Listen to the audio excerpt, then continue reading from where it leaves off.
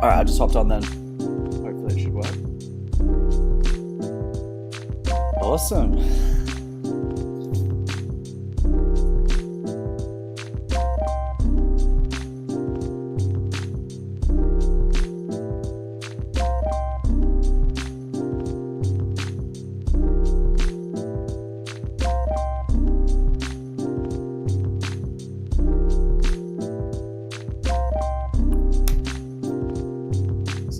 Yeah.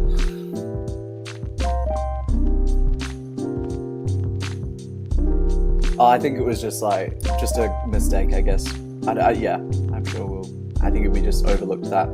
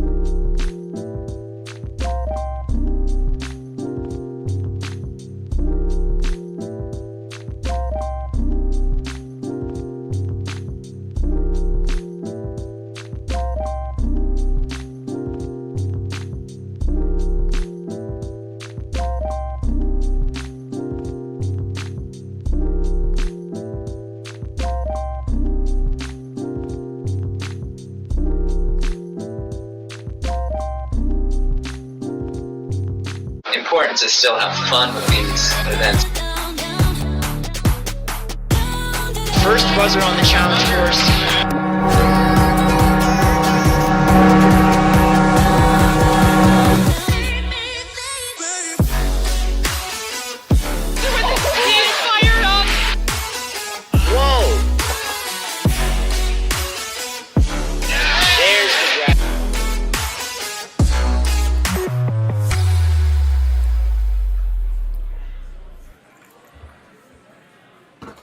Fall is in the air, but the ninja action is heating up in the Pacific Northwest. From Seattle, Washington, Life Force Ninja, this is the World Ninja League Premier Series. I'm Alex Cunningham alongside Jack Anderson for the Elite Division. Jack, our winners of the Best Course Design Award, Becca Margulies and Jaden Welch, have put together an incredible course that's really tested our top athletes this weekend. Absolutely, Alex. They have not disappointed, and every single competitor so far has had to earn their place fighting tooth and nail, and I think this weekend is going to be one of the most competitive yet. Alex, we can see here the athletes who have already qualified for our finals in Ferox in November. Jay Lewis, Lucas Reale, I could go on. This list is just phenomenal in the standard and caliber of athletes. Really on both sides of the equation, both men and women. We have former world champions here. We have current world champions here. We have some of the strongest ninjas in our sport, full stop. And it is only going to get stronger with some of the best of the West Coast and Canada, plus with the UK and Israel coming up soon. This is a stacked lineup that is only going to get more stacked in November at Ferox. Absolutely, Alex. And even in looking at today's Elite Division, we're going to be looking to see some of the best ninjas we've seen so far take on one of the most challenging courses we have seen so far. I mean, there are two big athletes that we've had in the ranks and two people that we've been looking forward to all weekend. And I think I'll leave them for you to introduce, Alex. Well, before we get there, let's talk about what these athletes are going to be up against. If this is your first time at the World Ninja League Premier Series, we have two courses for these athletes. Everybody will do both courses, starting with the placement course. It is a 45-second speed gauntlet. It is going to be fast. It is going to be furious. We've seen athletes put up sub 30 times on that course already this weekend, and I expect the same from the elites. It is a fall and you're done format, the quote-unquote traditional form of ninja. And then we move into the challenge course. That placement course will determine who runs first and who runs last in the challenge course. On that course, it's going to be much tougher. 4.5-minute time limit, 10 obstacles. They are extremely daunting, but they are going to get 2 retries for the entire course. Can't use both retries on the same obstacle. You do have to beat the obstacle in front of you in order to get to the next one. And the top 4 on the challenge course will be moving on to the Premier Series finals this November in Brooklyn, New York. But as you mentioned, Jack, we have some very high caliber athletes in this field, starting with Kai Diol. Kai, a hometowner here. I say hometowner. He trains here at Life Force Ninja, but crosses the border 2 to 3 times a week to train here in Washington. He made stage 2 this year at the World Championship. An elite resume from an elite competitor. Yeah, absolutely, Alex. Just looking at these clips every single time blows my mind. I think this is maybe the 3rd or 4th time I'm seeing this reel, and every single time his bar tech, his phenomenal technique just on every single obstacle is going to be a really big force to reckon with here. You can just see, so much of this course today, especially the challenge course here at Life Force Ninja, is going to come in handy, and we can see our second top competitor, Evan Laverley, a veteran rock climber and an incredible ninja. He competed in the World Championships this year, and he came out on stage 1, unfortunately, but he has an agenda here, Alex. He is a force to be reckoned with, and I think the clash between Evan and Kai is going to be one to watch. He really does have an agenda, although he did make stage 3 in the Strongest Ninja division, made stage 3 outright in the World Championship a year ago, finished in the top 10. And he has quite the resume, this young man. And we're going to see there. I'm sorry, go ahead. I was just going to say, just seeing from those clips, he means business. Kai Diol and Evan Laverley. You can see the statistics there. They're almost incomparable in regards to the distinguishing factors. I mean, Evan has probably a bit of an advantage with the climbing and endurance side of things, but honestly, on this given day, any person can win. It really could go to anyone, and this course isn't very climbing intensive. It's really techy. There's a lot of lower body. There's more lower body on this course than I think we've seen in quite some time in the challenge course. And so maybe that could neutralize Evan's advantage and maybe lean more towards Akai. Who's to say? Well, yeah, absolutely. And even though we're acknowledging two of our strongest competitors, it's worth noting that there are 14 incredible competitors here in the elite division lineup today for the elite males. This is going to be one of the most stacked competitions we've seen in a minute on the toughest course we have seen so far. I mean, just looking at that lineup, any one of these elite male athletes is capable of taking out the win here. Certainly true, and I'm really looking forward to seeing the Canadian athletes. There's a huge Canadian contingent. Now, we've talked all weekend long about the strong Canadian athletes in this field, but this division especially has majority Canadians, I believe, including the founders of the Canadian Ninja League, Michael and Ryan Chow, two young men who made it to stage 2 back in 2020 at the World Championship. They are definitely strong ninjas, and we're obviously very thankful for our partnership with them and our friends over at the Canadian Ninja League. But despite that, they are strong ninjas in their own right. Oh, absolutely. I mean, we've gone to Australia so far, and now we get to see Canada. And I think the beauty of this series is we're really bringing together the best ninjas from across the world. It's not just the US anymore. It's about really finding the best of the best. And I think those Canadian ninjas are going to be vying for their spot. You know, there's only 4 spots available, and there's 14 competitors. And you know, when you put it in the elite male division, they're going to be pushing it to the absolute limits. I think it's going to be interesting to see them on the placement course. They'll be going for that speed, but once we get to the challenge course, you know, who knows? And of course, we have our first competitor in the elite male division, Darian Bennett. Yeah, we mentioned, a lot of West Coast athletes, a lot of Canadian athletes, but Darian Bennett coming all the way from New York City Ninja Academy here to Seattle, a long flight for him. And he was a late add to this roster as well, wanting to show what he's got against these West Coast ninjas.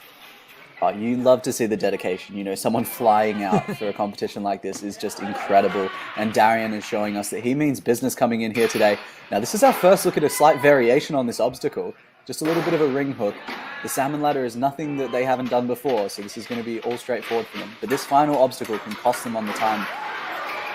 He went right to the bullseye. I think they might have taken that bar out. He pulls in that box, gets the buzzer, and in just 34 seconds, Darian Bennett starting this course off with a bang. Oh, absolutely. Darian is throwing down the gauntlet here and setting a strong standard that our ninjas are going to have to follow. It's never easy being the first one off the ranks, especially in an adjusted course like this. We saw a few variations from the other divisions, but I think, Alex, sub-30s are feeling inevitable based on Darian's run. For sure. Darian, such a great guy, always has a lot of fun on the course. You can see big smiles throughout that run. We're going to be seeing him in the challenge course, but where in the challenge course he's going to be running still remains to be seen. So we have a lot of elite competitors still to run, including Ryan Chow.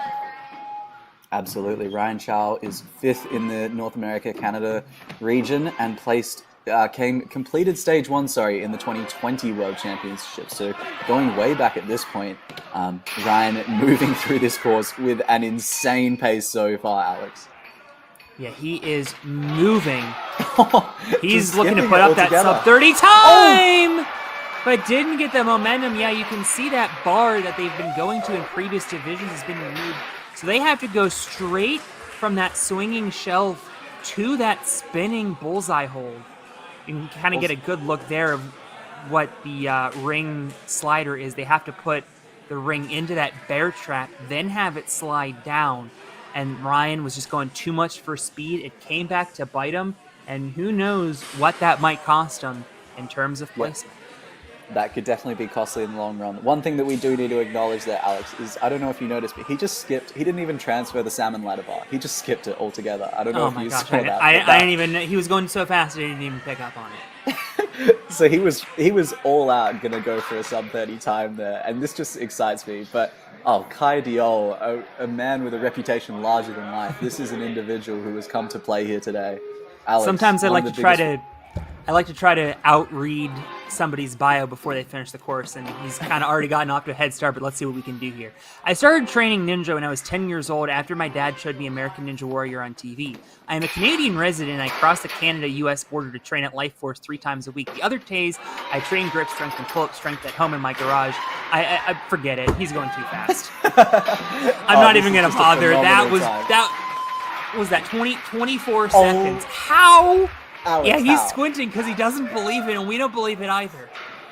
As context, the fastest time we've seen so far is a 28-second, and that was on a much a course with less, with more obstacles to help them out. And you can just see Kaidiel, a veteran, someone who we have had our eyes on all weekend, and he is here to play. 24 seconds, Alex. I don't know how anyone's going to beat that. Huge contingent out in the chat. I see we have Hunter Ogden, Oxenator, the DePapa family. We got a Ninja OG, Ryan Stratus. What's up, Ryan? Hope things went well at Ferox yesterday. We got Harry Davis, who competed here earlier today and qualified for finals. So speaking of Ferox, we'll be seeing him there in November. Yeah, can't wait to see him there performing on the big stage as we now step up into our third Elite Division competitor. Dylan, look, a phenomenal athlete once again, 10th in the Canada North America region. So he means business, and I think just the standard of Elite Division athletes here today, Dylan is going to have to turn on the burners here, and he is doing so. Dylan coming out of FitSet Ninja in Edmonton. I believe they're going to be the host facility. Now I say host facility because the Canadian Ninja League has their finals in an arena setting just like we do. But I believe they're going to be the host facility for the Canadian Ninja League finals coming up this month. And Dylan is just torching this course right now, but didn't get a good swing off of that shelf. Still, though, pretty good run up to that point. That was a really solid run, showing great technique all throughout. It definitely wasn't as quick as some of the other runs, but Dylan showing a great display of strength there and technique. But this gap is proving to be further than we expected, Alex. I think it's taking out more ninjas. They're going for that link straight away, no need for a backswing, but I think people are surprised at how far that gap is. Yeah, already two top athletes in Ryan Chow and Dylan Look going out there. We will see what Jeremy Johnson is able to do. A bit of a wild card on our sheet. Didn't compete in the World Ninja League last year. Got invited based off of his performances in the Canadian Ninja League. Facilities are welcome to invite some of the athletes that perhaps the World Ninja League might not have gotten the chance to see, and Jeremy Johnson is one of those athletes that Life Force Ninja believes can hang with the best. Well, this weekend, Alex, has been full of wild cards, full of surprises, and I think if Jeremy Johnson can add to that list, it will give us some entertainment through this Elite Division series as Jeremy lines up his assault on this 45-second course. Well, very smooth through those first two obstacles. A lot of parkour movements, and we've really been seeing who trains parkour and who just likes to go fast, because the ones who train parkour have looked the smoothest. Absolutely. It is definitely a worthwhile note. And we're starting to see people skip the salmon ladder. Nice little precision cat. Oh, wait a minute. That shelf sticks. Now, I hope he's okay. Might just be selling for the camera. Another look here at the ring slider. Now, one thing we failed to note is that shelf, it's a gotta-go shelf. It locks, so you can't backswing on it. You have to go on your front swing. I didn't even know that coming into this. I'm sure that the ninjas were informed in the rules, but perhaps it's just something that was overlooked during his initial thinking process of it. I hope he's okay as we now move into our next competitor, Michael Chow. If you haven't noticed, we are absolutely flying through these elite male competitors, and that is just because they're moving so quickly through this course, Alex. They certainly are. Michael Chow made it to the last obstacle of stage one, went out on the throwback like so many ninjas. It had an under 50% free rate. That said, Michael did beat stage one back in 2020 in his previous appearance at the World Championship. And he is motoring through this course. Forget that salmon ladder. And he avenges Ryan right through. This could be faster than Kai's time. What's the smoothest run? It is 22 seconds. Alex, what? 24 seconds seemed like the impossible. And Michael Chow has now come through in a 22-second time. That has to be one of the smoothest runs I've ever seen in my life. I am fairly certain that is the fastest placement course run we have ever seen in the World Ninja League Premier Series. That is the definition of perfection. I don't know how else to put that. I was just watching it whilst you were talking and observing something that was true perfection. We will have to see a replay of that in the break. That I don't know if anyone can beat that. 22.53 is the time to beat now. Well, now you've willed it into existence, Jack, and I know we have a lot of folks out in the chat rooting for our next athlete. Please correct me if I'm pronouncing this name wrong. It's Corey DePape. I'm going with Corey DePape, coming out of Sturgeon County, Alberta, Canada. There's Corey. As he makes his way through. Our oldest competitor here today, 47 years old. Could have chosen to go master. He wants to test himself against the best of the best and win elite. Well, yeah, he's doing an exceptional job so far. Just having... Oh! He should have done the salmon ladder transfer. He came up short on the dismount. Yeah, just didn't quite have the lâcher there. Corey DePape out earlier than expected, and unfortunately that's going to place him quite near the bottom and make him run early in the challenge course. It's not that we haven't seen people do well afterwards. Yeah, it's going to put him right at the bottom, just from the standard of today's athletes. You know, no one's fallen until the last obstacle so far. So Corey's going to have his work cut out for him in that challenge course, Alex. He certainly will. Definitely behind the 8-ball, but you know he is. I get the feeling he's up for the challenge as we see Spencer O'Brien about to take to the course. Absolutely. The lineup just keeps getting better and better. Spencer, he's going to absolutely jet through this course. He knows the time to beat, 22 seconds. And Alex, I think you're absolutely right. Those people that train parkour, as we're seeing here with Spencer O'Brien, just flying through the first half of this course. If I'm not mistaken, his brother Cody beat stage 1 at the World Championship this year. Now we're getting to see Spencer coming out of Edmonton and putting up a razor-fast time. We didn't think 24 was going to get beat, and now we see it beat twice. Another 22. And a better 22. We thought 22.5 was the standard, and Spencer O'Brien has somehow whipped out a quicker time, Alex. These are just phenomenal runs. My mind is being blown. 22 seconds for 6 obstacles should not be physically possible, Alex. I am at a loss for words. Becca and Jaden have been, turning athletes away left and right on these courses this weekend, but these elites, just something has kicked into another gear, and Canada is showing that they're right up there with some of the best of the Americans. Well, we can see here that we have another 6 phenomenal athletes. They have such a huge road ahead of them, and Talon Yorn is going to be the next one up, trying to beat 22.3 seconds. Is it even possible at this point? Well, we've been proven time and time again that it is, so Talon is going to attack this course. We certainly have Talon coming out of Traverse Fitness in the San Francisco area, right near Berkeley. There we go. There's Talon. One-handed save on the bear trap. He's going to go for the salmon ladder. Smart call there. And now let's see if he's able to get this. Gotta go. He does. Reels in the box. He's going to get a sub-30 time. And who would have thought at the beginning of this day that 27 seconds would have put him about midway in the run? I couldn't have guessed that. I remember earlier in our commentary we were saying, I think we're going to get some sub-30s, Alex, but my expectation was 29s and 28s. Even with this more difficult course, it doesn't seem to bother these elites. They're taking full advantage of these bigger gaps, bigger stretches that they've got a lâcher between. This has been such a fun competition so far, and the action is only going to ramp up with our next competitor, Silas Snyder.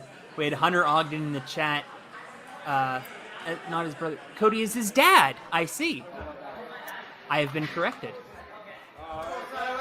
I will know that for the future, but Hunter Ogden in the chat predicted a sub-20 out of Silas, who, if you're a frequent viewer of the Premier Series, you may recognize Silas. He actually competed back at Motive, finished in 6th, just missed out on qualifying for Ferox by 2 spots, but like so many athletes, coming in for a second chance here.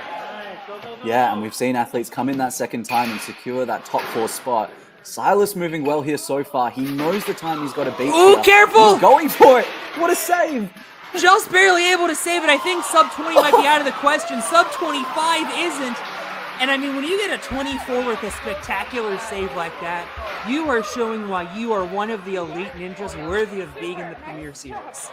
Oh, absolutely, Alex. And I hope we see that replay because he had a one-handed grab on that wheel as well. So he saved himself twice there. This is going to be incredible to see him on the challenge course just the dedication. You'll see this Oh, one-handed good grab catch. there. I was so focused on his What a speed, and I move. love just that centripetal force throwing him right into the box. Such great body awareness by Silas. He's going to be 4th right now in the placement course, but definitely a threat to avenge not finishing in the top 4 at Motive. Yeah, and we've got to take our hats off to these course designers, Alex. I mean, the way in which the flow of this course has been structured is making for such entertaining runs. You know, they've laid out the ingredients, and now the ninjas are really taking full advantage of this course. But yeah, hats off to the course designers. Absolutely, they are our best course designers for a reason, as we send it over to Milo Fisher-Gordon out of Traverse Fitness, coming right from Richmond, California, which I believe is where Traverse is located. So just a quick drive over to Traverse for him, but a very lengthy drive up here to Bellingham, Washington for this competition today, and getting some love from his Traverse teammates. We've seen so many strong Traverse athletes all weekend long. Absolutely. He placed 11th in the Southwest region this year and came out in stage 1 of the World Championships. So he's got that experience under his belt. It's going to be interesting to see what Milo can do here today. I think the standard is so high. To now get into the top 5, he'll need to secure a sub-25 time, Alex, which is bonkers. Also bonkers, this 50-foot rope climb he's done. 13.4 seconds for a 50-foot rope climb. That is insane. And that's just a great show of strength here. Milo having a little bit of trouble here.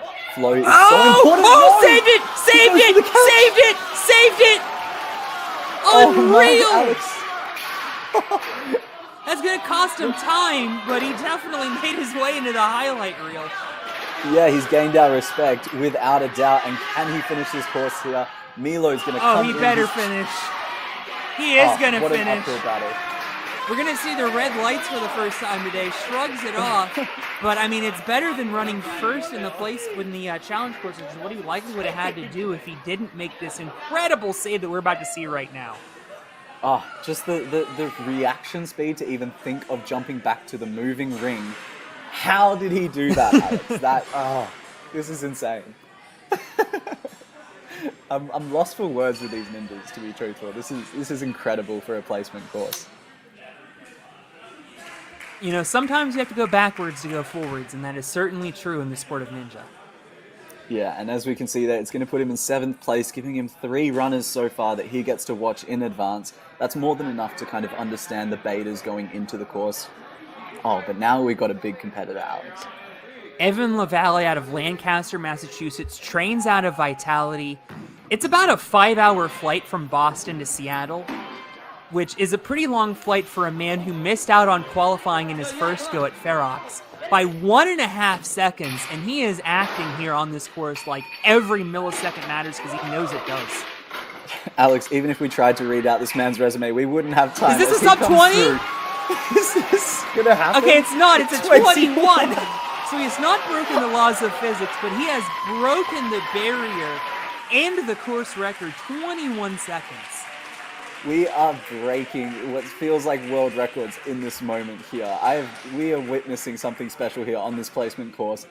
This is becoming the new greatest speed course, I reckon, Alex. This is incredible. Definitely setting the standard for future Premier Series on these placement courses. These have been lightning fast and very entertaining. If you told me at the start of this day that we would have courses being completed in almost under 20 seconds, I wouldn't have believed you, to be truthful, Alex. This is something else. We're going to finish out with 2 athletes who went out on the throwback at the World Championship, both of whom coming from British Columbia. First up, it's Tristan Kazmer. Absolutely. Tristan, a phenomenal athlete, placing 4th in the Canada region, and now coming here with a huge expectation on his shoulders with all these phenomenal athletes we've seen so far. Tristan moving through the course with good pace so far. Yeah, right up there into that bear trap. Let's see if he goes for the... He's going to go for the salmon ladder lache. He does. He's making sure of it. Now on to Gotta Go, makes the grab, and these later placement course runners are really figuring out that Gotta Go. Tristan's going to put up a very good run. It's going to be, 32 seconds? That's going to put him well into the middle pack of this competition, giving him the right amount of people he will be able to watch. Just a few slip-ups there, and it costs you that sub-30 time. But Tristan, just taking that extra time to make sure of the salmon ladder here. It's better to be safe than sorry in these times, because you don't want to be running first, that's for sure. He's not going to be running first, but he is going to have, well, I'm not going to say he has his work cut out for him, but he definitely has some strong athletes behind him. Nevertheless, an impressive clear from Tristan. He is currently in 7th in this run order, so right smack in the middle. As we move into our final runner, Zach Toussaint had one of the fastest runs going at the World Championship on stage 1. Unfortunately, went out on throwback. Ended up performing well enough on stage 2 to get 16th overall in the strongest ninja division out of about 120-some competitors. Also finished 9th in tech and 15th in dash. So he is going to be one to come out of the blocks hot, and that's exactly what he's doing here. Yeah, the hype in this arena at the moment is just insane. I think everyone here at Motive Ninjas is understanding just how special this event is here today. Makes the save. As Zach is putting on a great display of speed here, Alex. This could be another phenomenal run. And we're in the dark with that time. 21.9! Second fastest time. He's a little disappointed he didn't have the fastest time, but he will be picking up the next to last run in the challenge course, and he is going to get a lot of opportunity to see the data on that course. Just a 0.9 of a second differentiating him from first place. As our final seeded competitor here for today, he is going to be so well placed coming into that challenge course. It is just crazy to think that we have now seen 2 sub-22 times, 2 sub-23 times, and another 2 more sub-25 times. Alex, it's going off here. This is blowing me away. It really is, and I mean, we saw such an incredible run from Kai Diol, who I'd like to take another look at now that we've reached the end of the placement course for this division. Kai, one of our feature athletes, I think he's the cover athlete for this division on the thumbnail, if I'm not mistaken, but a young man that put up what we thought was an unthinkable time, and yet still apparently left 3 seconds on this course, and he is not going to know what he needs to do to qualify for Ferox when he takes to the start line. Oh, absolutely. I think after every single athlete set a new time that was the top time, we said it's not possible to beat, and yet people have continued to come out and just beat it. 24 seemed like the best possible time, but it shows the value, Alex, of running later, because you know what you need to beat. Well, let's take a look at Evan Lavalle's run, our number 1 runner. 21.08 seconds, just an unthinkably fast time. Yeah, blink and you'll miss him. This is the fastest Premier Series Finals placement course we have ever seen. Evan just attacked every single moment here. He came in with a reputation larger than life, a resume that we could not get off in 21 seconds, even if we tried. And we can just see him here hitting the buzzer in a record-breaking time and of almost pure perfection. That was an incredible run. Just no wasted movements whatsoever, so incredibly smooth, and he is definitely going to be the odds-on favorite going into that challenge course. Absolutely. And one other run I'd love to look at is Silas Snyder again. Of course, we saw him at Motive Ninjas previously coming in 6th place. He showed us that he is such a strong competitor today. And whilst he has placed 6th, I don't think he's one to discount. I think that once he gets into that strength-based course, he's going to be a feared competitor here today. I completely agree. And as we take one more look at Silas's run, this was where he ended up losing some of that time, caught the front of that platform, lost a couple seconds, and then a one-handed save on the bullseye. Still able to complete it in a fast enough time to be running 9th out of 14 on the challenge course. Yeah, just so strong, such a phenomenal athlete. And, Alex, I have no idea. Just looking at this lineup, there is seconds distinguishing all these great competitors. It is impossible to tell who's going to come out on top in that challenge course, because that is another beast in and of itself. There are 14 guys on this list, and even though I'm a math major, I can't tell you how many combinations there could be of 4 athletes qualifying, but I think every one of them is physically viable. These athletes blew through this course, And the challenge course, I mean, it's going to be absolutely nuts. We got told of a couple of crazy things that are going to be going down. I think there's something about a forced spinning bar move.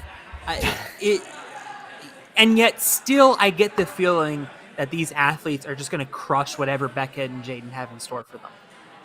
Oh, absolutely. And I just cannot wait to see what's going to happen. But Alex, we're just going to take a quick moment now to pay a nod to, of course, our incredible sponsors here for the World Ninja League.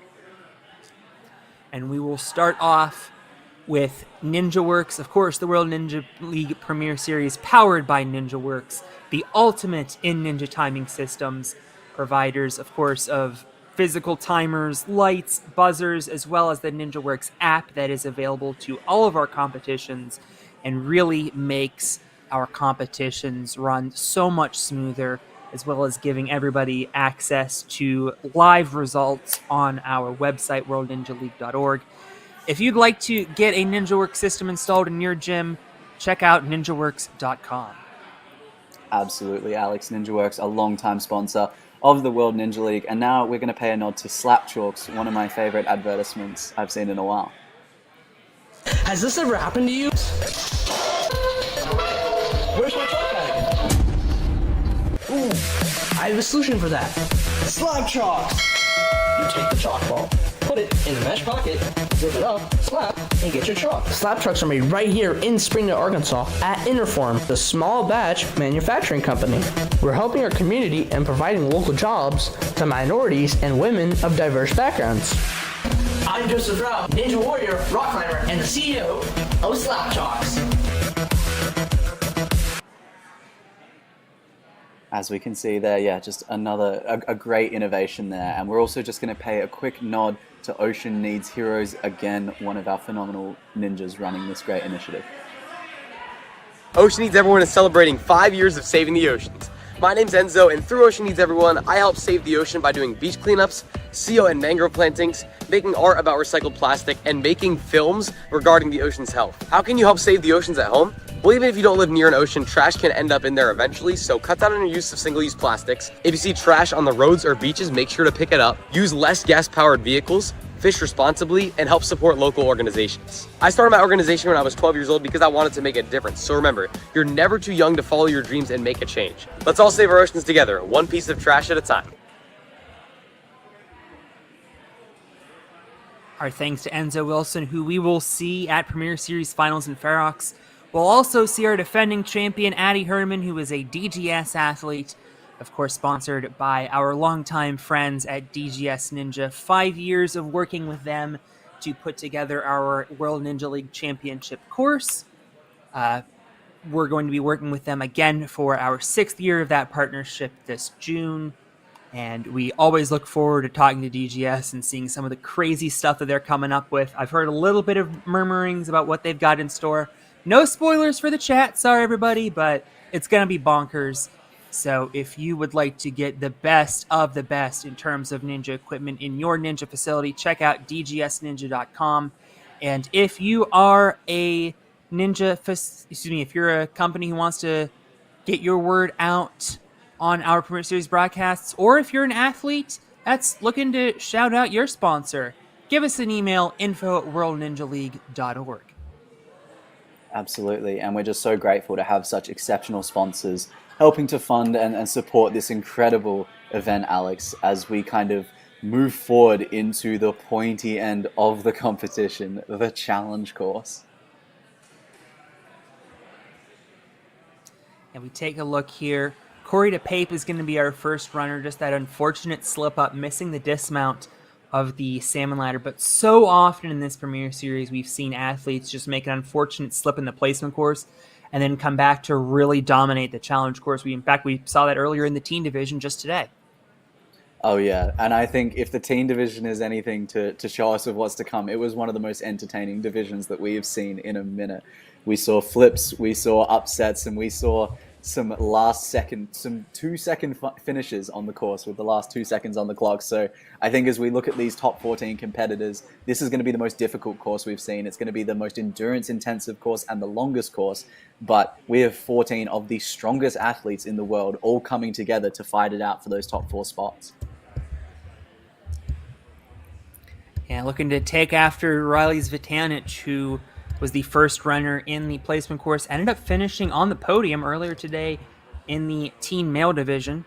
You can go back and watch anything that you missed from this weekend, as well as all of our previous Premier Series events, as well as World Championships, other interesting run videos, and our World Ninja League podcast, all right here on the World Ninja League YouTube channel. So definitely give us a subscribe if you have not already, so that you don't miss any of the World Ninja League action still to come this season.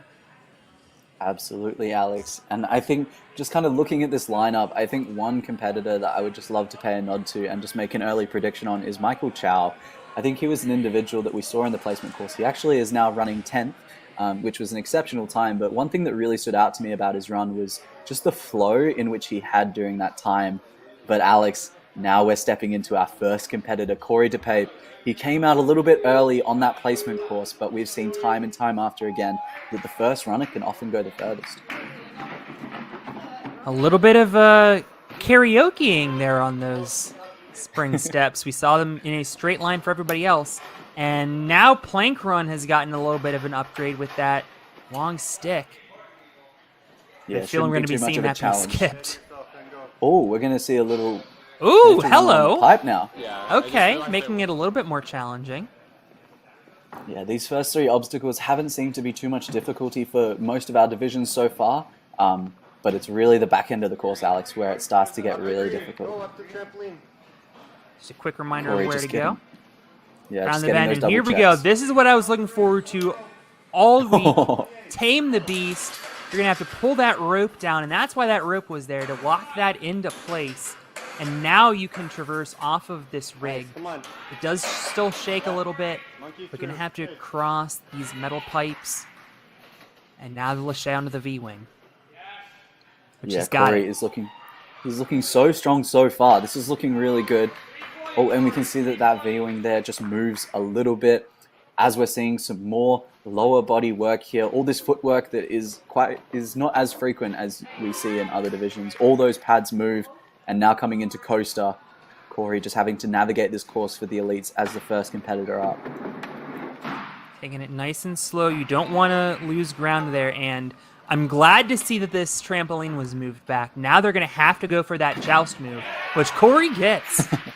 Yeah, that is a pinpoint precision move. Blink and you'll miss that. And it looks like we're seeing a slight... Oh no, we're seeing the same move here. People struggled with the momentum, but I don't think our elites are going to. Yeah, Corey did not struggle with that at all. Didn't even use the bullseye. And now on Sky Miles, we saw this move in the mature kids. This bar is going to start vertical. You're going to have to crank it horizontal, and it will lock, as you can see there. Yeah, just adding to the complexity of all this. You know, Alex, Corey came out early in that placement course, but he's showing us why he belongs in this elite division, because this is a phenomenal performance so far. Now lining up for skyhooks. Oh, one-handed Gets that save reach there. just barely. And this is an underhook move, so they're going to have to move this underneath and then jam it up into that hook. Just another addition to the elite division, and Corey sticks Oh, he's got it! Watch out. Absolutely. So as soon as he finds this dismount, he has 2 obstacles to go and 2 minutes to do them. Walking. Now we know that Obstacle 10 does have some new innovations, but we will see now if Boxed In has been adjusted at all. This is a huge time sink for a lot of our ninjas, especially if you stuff it up. But these elites, they've got a bit more weight behind them, and they can build up that momentum a lot faster. Oh, there's no trapeze there. And it You've got to looks- go straight into the box. Oh! And you can see that the obstacle's taken a little bit of a blow there. Yeah, Just suffering. we've seen that come off a couple of times, and I get the feeling they're going to have to reset that quite a bit. This boxed-in obstacle has just eaten up competitors' time, and it has eliminated quite a few throughout the weekend. Now it is in its hardest incarnation. You got to go right up into that box, and now, oh my goodness, what? What is this? Okay, well, you used to just have to go to the bar. Now you're going to have to ride this down, I think. Oh no. About 20 feet off of the ground here. Jumps and didn't get it. Oh, Looks like That he just came up is- short in the dismount. That is scary, Alex. Even being up there, you could see Corey shaking, and he wasn't sure what he was supposed to do there. That is an obstacle that we're going to see some ninjas have a lot of fun on there. But all round, Corey came out a little bit early. He's the first one off the ranks on this newly innovated course, and he put up a phenomenal run all round, and that's still going to secure him a really good spot in these standings. But it's hard to say whether that will secure him a top 4 spot, Alex. Yeah, still to be determined whether or not getting to boxed in is going to be good enough for a top 4. I get the feeling it's not going to be with the caliber of athletes that we have remaining, but Corey DePape, definitely a lot to be proud of, leading the way, getting to the next to last obstacle on this incredibly difficult course. Yeah, and who knows, Alex, who knows, maybe there will be mistakes made, but I think on this course we're really going to see people just going all out. I think Corey got to that time with maybe 1 minute 20 on the clock, so it definitely showed that he could have finished that entire course had he not fallen there. So there's definitely a potential for not only finishes here today, but a lot of fast finishes. He did have a lot of time remaining, yeah, so this 4.5 minute time limit not looking like it's going to be under too much siege, especially after we had people use less than half of their time limit on the placement course. Oh, absolutely. And it's only in the elites that you'll see stuff like this. In the team division, we only saw people just finish the course for the most part, except for in the elite females where we saw some phenomenal displays of excellence there. But now we are going to turn our attention to Dylan Look, of course, also coming out early on that final obstacle in the placement course. It took out 3 of our top elite male athletes, but Dylan is going to be looking to go further here today. Dylan coming out of Edmonton, top 10 in the WNL in the Canada region, which does encompass the entirety of Canada, to be clear. He's looking good so far. Shouldn't be too much trouble on these first 3 obstacles. It's more so a game of speed. If Corey's showing us anything, it's that this course can be completed within the time frame, and Dylan will be looking to do that, and I think that's going to be the standard required here of the elites today. Having a bit of trouble here on the balance. They're definitely testing their lower bodies here today on this course. Yeah, this is, I feel like, the most lower body intensive course, or lower body intensive challenge course that we've had so far in the Premier Series, and it's really fun to see everybody's kind of different approach to how to best test these athletes.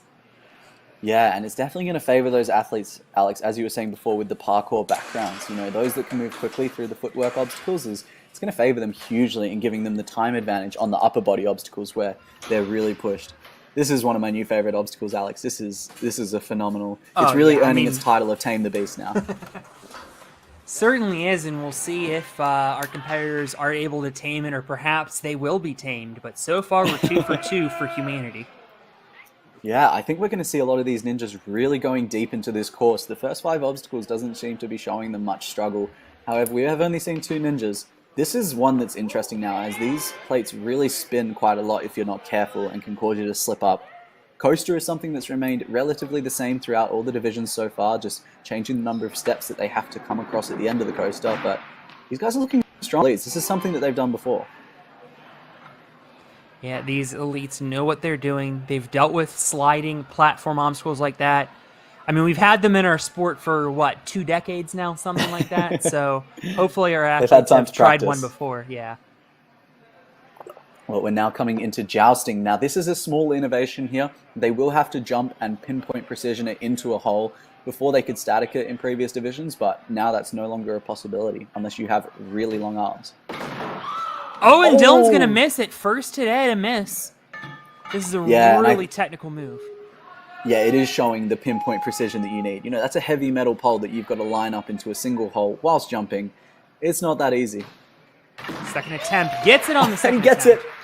it. You'd love to see it. The bad news is the second half of this obstacle is quite difficult, and he's only going to get 1 shot to do it.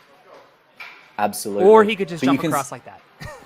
I think these elite ninjas know how to control their body. It's one thing that really distinguishes from the other divisions. They just have that next level of body control. So for something like that, they just know how to maneuver themselves so that they have the correct momentum. So hopefully we don't see too many ninjas coming out on the jousting obstacle. But now Sky Miles. This has to be one of my favorite obstacles, especially with this gear up aspect. Oh, what? How, it went back down? Okay. Now, interesting. Well, it's taken him by surprise, and it looks like he's going to leave it at the angle. This could be really costly. It's hard to grip there on that angle. Yeah, it's just not... There it is. You got to get that really high to lock that in, apparently. Yeah, I think it's surprised him how high. Hopefully it hasn't shocked him too much there as he now gears up for this reverse skyhook. This is going to be a big one. Doesn't get it. But back to your point about the bar having to go really high, Jaden, that's the wrong hook. You got to put it on the blue one. You got to put it on the. Jaden, Oh no, his clock's running. His clock's started running down again. Sure, that's something we could perhaps comp and post. Yeah, it will probably be compensated in the post. But we'll see how Dylan goes. Now trying to gear it up. You can see him again having a bit of troubles here on this There Sky you go. Miles obstacle. Yeah, but that's one of the advantages of running later in the challenge course, because then you just and he's just gassed. yeah. Okay, so I guess that Yeah. time snafu will be moot, but yeah, running later on the placement course or running later on the challenge course means that you know the little minutia, like how high you need to get that bar on an obstacle like the Sky Miles. Yeah, and even with the jousting obstacle, this was something that had to be learned from the teen divisions, is how to approach that obstacle in the best way. It's clear the elites have learned from that, but now there's new innovations, new tech that they're going to have to learn. And yeah, these early competitors, Alex, as you're saying, they have to bite the bullet, essentially. They have to make the mistakes, and others will learn from those mistakes. That is the cost of going out early in this competition. And Dylan, look, unfortunately, I don't know if that's going to be enough to secure his top 4 place. But Alex, we've got another 12 phenomenal competitors here. The lineup is only going to get more stacked, and I think we're going to etch our way towards that, getting a completion here. Oh, we're going to get some clears for sure, as Jeremy Johnson is looking to be the first. Oh yeah, I think we're going to have some mind-blowing runs here. The crowd is really on their feet, knowing what they just saw in the placement course and what's to come. I think everyone's just anticipating something incredible. All right, Harry Davis apparently did the math. 1,001 different combinations. That's a very elegant number, I must say. Yeah, I wonder, it's almost too good to be true. It's interesting how he came to that number. But we're now seeing Jeremy Johnson on the course here. A bit of a wild card in regards to how he placed in that placement course. Coming out a bit early, but is now going to be looking to go further in this challenge course, which is where it all matters at the end of the day. And if he can get a completion here, he will be well placed to secure a top 4 spot. But he's got a huge road ahead of him with another 6 obstacles to go, and the hardest ones to go. He has a Going beast to down tame low on here. that rope. Yeah, hand over hand up on the rope, not employing the J-hook. And I wonder if the ninjas at Life Force that train here have actually seen an obstacle like this before. It seems like something out of a new world, to be truthful, Alex. Usually, course designers like this like to save the innovations for the competition day. They don't want their secrets getting out. Oh yeah, no, that's something, because you can see them all feeling how difficult those holds are before they start swinging through with one arm. They're all matching at the start, so it's clear that none of them have really experienced anything like that. But Alex, this is an obstacle, it's not too difficult in concept, but once you try and stick the pole through the hole whilst you're jumping midair, it's another story. So we're going to see how Jeremy Johnson goes on this one. He's trying to hold the stick perfectly. Gears up and just misses. Almost had it. He's going to get a second attempt, though. And that's the beauty of this challenge course format, is really technical moves like this aren't necessarily going to end your run. It really allows course designers to do more technical obstacles like that. We've seen a lot of, object tech, so to speak, ring tech, bar tech, cane tech, stuff that you don't usually see in a lot of World Ninja League settings because you only ever get one shot at an obstacle, and the challenge course format turns that on its head. Yeah, it allows those ninjas to really take some risks for the course designers to have a go at innovating, and I think it's going to become a staple, I hope, in future ninja competitions, because it's really exciting to see them have this retry, and it just gives the ninjas the opportunity to have a bit of freedom to have a go as well. And you can see there Jeremy Johnson understanding that he needs to get that hole much higher, learning from the mistakes of Dylan Look, and now gearing up for this ring grab. This is taking out a lot of ninjas so far, Alex. But not Jeremy, going with the 180 technique. Not something you see very often. Usually, ninjas just try to underhook it normally. But if you're not confident with that underhook going around and then doing a 180 with your wrists, that's a very viable strategy, and it's worked for Jeremy, who's now looking to be the first elite to beat this buffed version of boxed in. Yeah, we are seeing every form of innovation today from all the different ninjas. They're all going down their different styles, but this jump here, Alex, is huge. But Jeremy Johnson, flying through. And this is 122 on the clock. This could be possible here, Alex. Gets it on his first attempt. Now he's chalking here for an obstacle that does not require upper body, unless you're supposed to grab this bar and ride it down, which is exactly what you have to do. We saw Corey just try to jump it, but you have to stick that perfectly, and so that's going to be a hard precision if you're going for the cut. I think most people will do what Jeremy just did. Well, we can see a huge smile on his face here as he is lining up for the 10th and final obstacle. Oh no! Just struggling with the bar hop there. Yeah, a Something little bit that wobbly. Bread and butter for our ninjas, and I believe there's a spinning bar in between. We're going to see some new innovations here. Only time will show. Okay, let's see what we've got.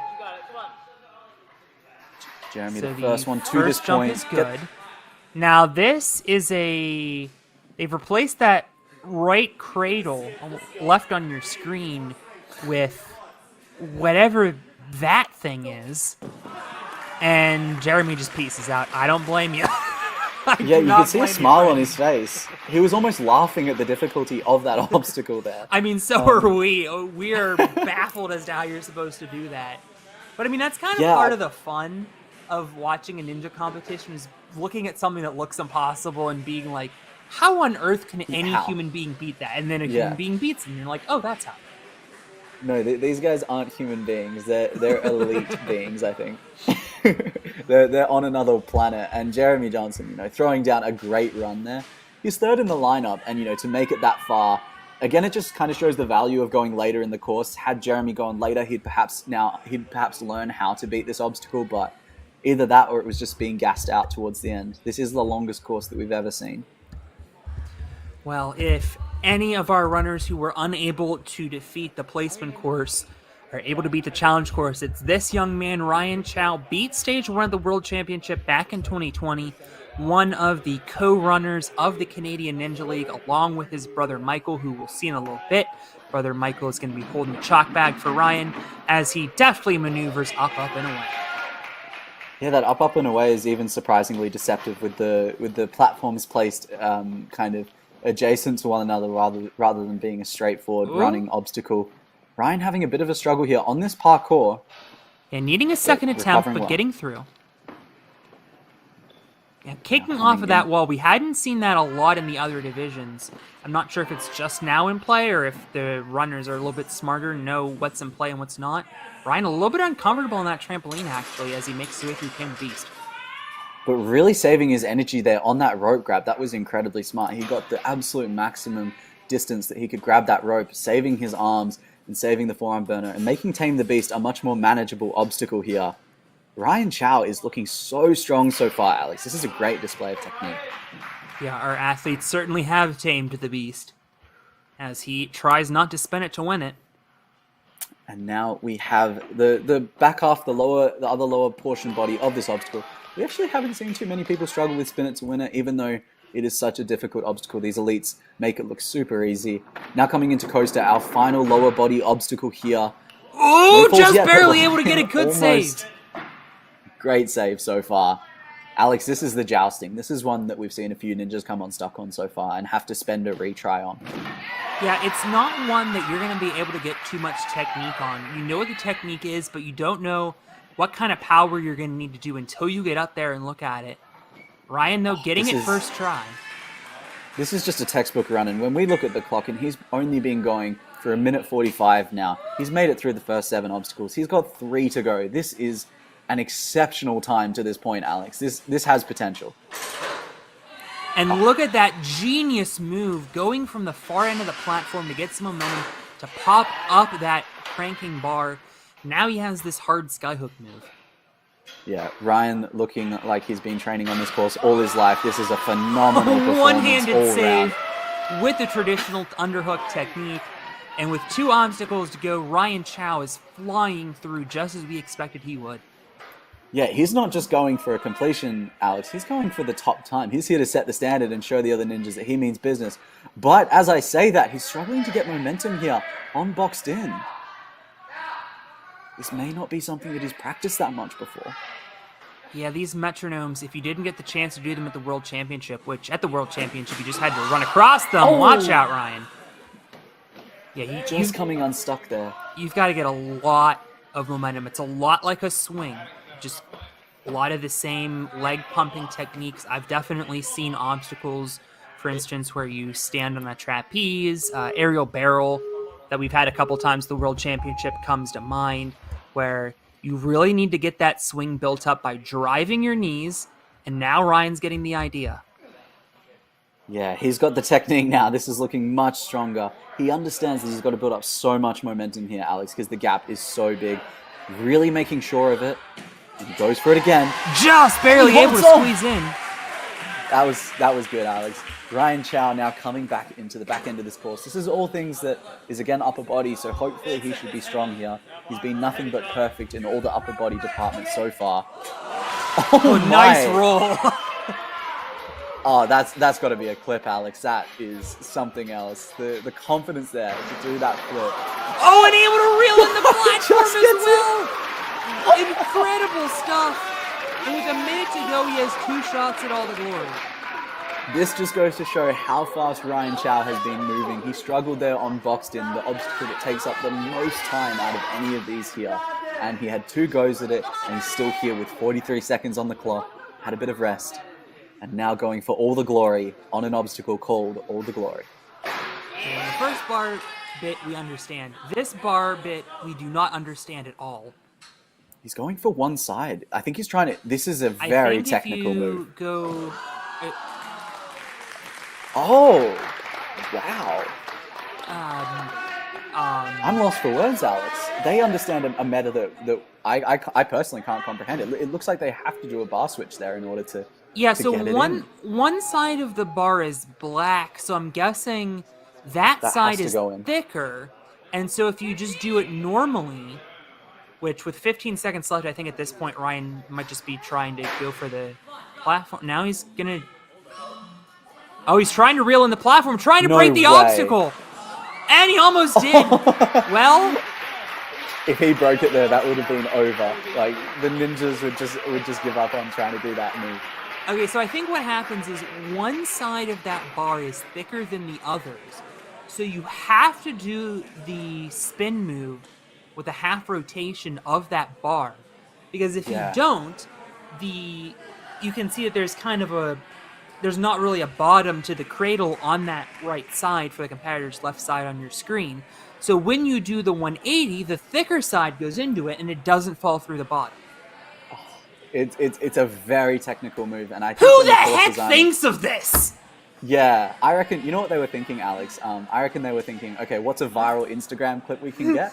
And that's the obstacle. If someone pulls it off, we're going to be going nuts. The crowd's going to be going absolutely nuts, and it's going to be incredible to watch. I mean, this run was incredible to watch as it is. A number of very quality saves. Ryan Chow definitely entertained us with his run. And we'll need to check the leaderboard to see if he is now in first place. We're going to have Milo in just a moment. Yes, by 1 second, Ryan Chow is in first place. And that could be enough to put him into fourth. That could keep him in the bubble. Who knows?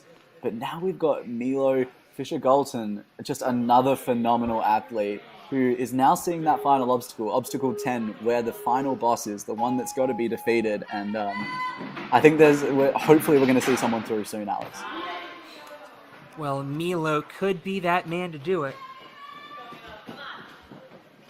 I am just so excited to see people through to that Obstacle 10. Milo has another 9 obstacles ahead of him to complete. Having a bit of struggle here on Obstacle 2. Just getting his footing right. You got it, come on. There we go. Go right. Ooh! Oh my! Oh, he took a tumble. Oh dear. We are going to cross our fingers and hope that he's okay there and hasn't taken too significant of a fall there, Alex. bit of an I'm unexpected. worried that he might have clipped himself on the way down, maybe on the side. Hopefully there's not any gashes or any blood there on the course. Yeah, as soon as we become aware of the situation, we will be sure to let everyone know if he's okay. Yeah, just a real surprise there. Obstacle 2. I guess it is very much a parkour intensive obstacle. Okay, there we go. A mistake He's coming in- back. Oh! He's a champ. As we say that, he is all good. And the one thing I love about ninjas is they come back fighting. You know, they fall. Hopefully, he learns from his mistake here, and hopefully, hasn't psyched himself too much out from that fall. Yeah, ninjas are like cats. We're a very resilient bunch. Yeah, we've got 9 lives, and we use them every single time on every course, I think. Yeah, there was Milo. kind of a scary injury at the World Championships, and nobody told me anything about it. I'm like, oh my god, did I just witnessed like a serious injury? No, he was just there later that day, still playing on stuff. Alex, did you just see that? Or I Milo did. Actually just make I that did. grab? That Milo if he is- made contact with the mat, it was incidental. He's still in, grabbing the very bottom of the rope, still managing to hang on. I think this is a great display of showmanship. We're seeing just all around someone who just wants to show us the most difficult way to do every single obstacle. Milo just scraping the bottom there, but now is fighting his way through this course. 2 minutes 50 on the clock. He's going to have his work cut out for him. He might be a little bit shell-shocked from the fall, but he's not showing it anymore. And from the Tame the Beast as well, he was pretty close there, but doing a... Oh, no. Careful. That will be his second attempt, so he's now got no more attempts in his arsenal to be able to be used as he lines up for Coaster the second time here. We want to see him through this obstacle. It's a flow course now. But he makes it through Okay. Coaster, one shot at jousting, and at everything else left on this course. Yeah, there is no more retries for Milo, and quite common, these retries need to be used in these later obstacles. So we'll have to see how he goes here. We've seen miracles being pulled off, and Milo can hopefully pull off another one for us. But he's and not just able to fell pull short. the rabbit out of the hat, and Milo is going to go down at jousting. Definitely gave us an entertaining run, to be sure. Oh, one of the most entertaining ones we've seen all day here. Milo Here was making that our hearts spill. stop multiple times throughout this run. Oh, no, that's don't- not the spell. This was just... I'm at a loss for words as to what happened there. Well, the display of strength regardless, Milo is an incredible competitor. He was likely a little bit shell-shocked, thrown off balance there from that initial fall. So you have to commend him for making it that far. And just with the jousting, it's so important to have a retry going into that one because it's good to learn from your first mistake. But Alex, as we take a look at our lineup, we still have another 8 competitors there to go with Darian Bennett. I believe we're starting to really get into the pointy end of the competition where these people were pulling out sub 35 times. I believe Darian got a 35 in the placement course. So yeah, just looking at those standings there, it's crazy to think that Milo is now in the bottom place, yet still completing 6 obstacles. So the standard is really high here today. Darian Bennett is going to be our next competitor, and if you're a coach in New England, New York, New Jersey, really anything with a new in it except Mexico, you know Darian Bennett very well. One of the most colorful characters in our sport, also a fantastic coach up there at New York City Ninja Academy, but now getting a chance to show his acumen on the course. Absolutely. And he threw down a great time of 35 seconds in this placement course. He was the first one off the ranks, and now he's much better placed in this challenge course. So he knows, and he has a rough idea of where he's got to get to. The completion will be in the back of his mind as to that's where he will want to be getting to. And I think he's the man to do it, Alex. So far, so good, making his way onto plank run. This didn't cause our competitors any fits in the earlier waves, but now it's starting to with that new pipe element. But Darian's definitely. We are checking that these ninjas do know their parkour and lower body skills for sure on this course. It's not something we've seen so much in the Premier Series so far, but it's a great addition to really be testing the full quality of the ninja. And we see Darian now lining up for Tame the Beast. We've seen so many different approaches to this obstacle, and it looks like he's going for the standard approach. Yeah, Really I trying think to get that height there. I think that's the smarter approach. If you grab the rope straight away like Milo did, you're going to take a pretty big drop, and if you don't grab high enough, you're going to land right on that mat, and nobody wants that. Oh, definitely. And then you have to climb up the entire rope as well. And it's really important to conserve energy, which is what Darian is doing exceptionally. You know, when you coach ninja, one of the fundamental things that you gain is that you gain a really deep understanding of techniques. And you can see Darian just really focusing on that energy conservation, being really efficient here as he gears up, almost, well, now like mentally mapping out this obstacle and doing it perfectly. No struggles there. Getting a bit excited as we come into coaster. Yeah, I mean, don't spin it to win it is such a tricky obstacle, but these athletes have been destroying it, and Darian Bennett makes it through coaster easily as well. Things looking good for him. No mistakes so far. Yeah, jousting is an obstacle though. Other way, Darian. Other way, just... Darian. Other way, Darian. There you go. There you go. There you go. Now he's got the idea. He gets it. It's not something that our ninjas can really prepare for, Alex. Though it's just something that's not really something that they've been used to before, and usually they need a retry there. But Darian is moving through with great pace so far. 2:20 on the clock, and this obstacle's troubled the previous divisions, but it's making no troubles for our elites so far. Yeah, Darian with the nice static move on those rings, getting to Sky Miles again unblemished. Daniela Blanchard, who finished on the podium here today in the amateur division, is running the chalk. And he gets that pipe really up there. Yeah, he's got power in spades here. He's got the energy. But does he have the technique here to do such a technical obstacle that is these sky hooks? He's really fighting for it, and he gets the first grab, but now this is the big one, the reverse grab. His time is not great. He does still have both retries. Probably not going to have to use one here as he gets the underhook. Darian is going for consistency here, just trying to get his momentum right onto that dismount platform. And it looks like he's going to go for it. But 1:25 on the clock. This is possible, Alex, but he will be pushed for time. It's going to be close. We have seen in our teen division one of our competitors complete the course with 2 seconds remaining, so anything is possible here today. 1:06 on the clock as Darian begins his wind-up on boxed in, just trying to build up that momentum. It's been a struggle point for our ninjas so far. No trapeze here. Every other division had a trapeze. The elites having to go directly into the box, and Darian took a gutful of box, but still works out to his advantage. 42 seconds, still enough time to beat this obstacle and get to the final one. This has to be one of my favorite obstacles that I've seen in a minute. You can just see the momentum that it puts through your body. Darian now having to build up a swing in order to get that dismount. You can see he's hurting, he's fighting here. And this dismount's still quite a small landing platform here. 17 seconds. Now he caught the front mat, but the mat I think is in, so that is good. 10 seconds. What do you have left in the tank, Darian? Let's at least see what you got.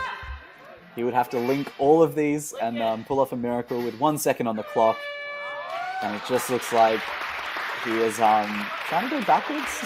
Yeah, time has expired. Going to try to unlock some kind of beta for our competitors. Yeah, just trying to see. Actually, that could be the play, Alex. That's not a bad idea. If you go for the spin, and maybe that was the intended strategy, actually. Maybe if you spin right off the bat, then you don't have to do the spin as you try to go into that cradle, which, as a reminder, is really high walled, so you really have to come into it from above. Yeah, the thing that just blows me away about that obstacle, and obviously we still haven't seen anyone beat it. I think Darian has just shown people perhaps what the strategy is. The question really is people do people have that in their kind of arsenal at the moment? Is it something that they've been practicing, that idea of doing the bar switch mid-air? So if they don't have that, it's going to be really hard to pull out on a given day without having ever done it before. We can see here, just once more, Darian's incredible run. Just consistency was really his strong point there, and that has put him into third place with a time of 4 minutes and 18 seconds.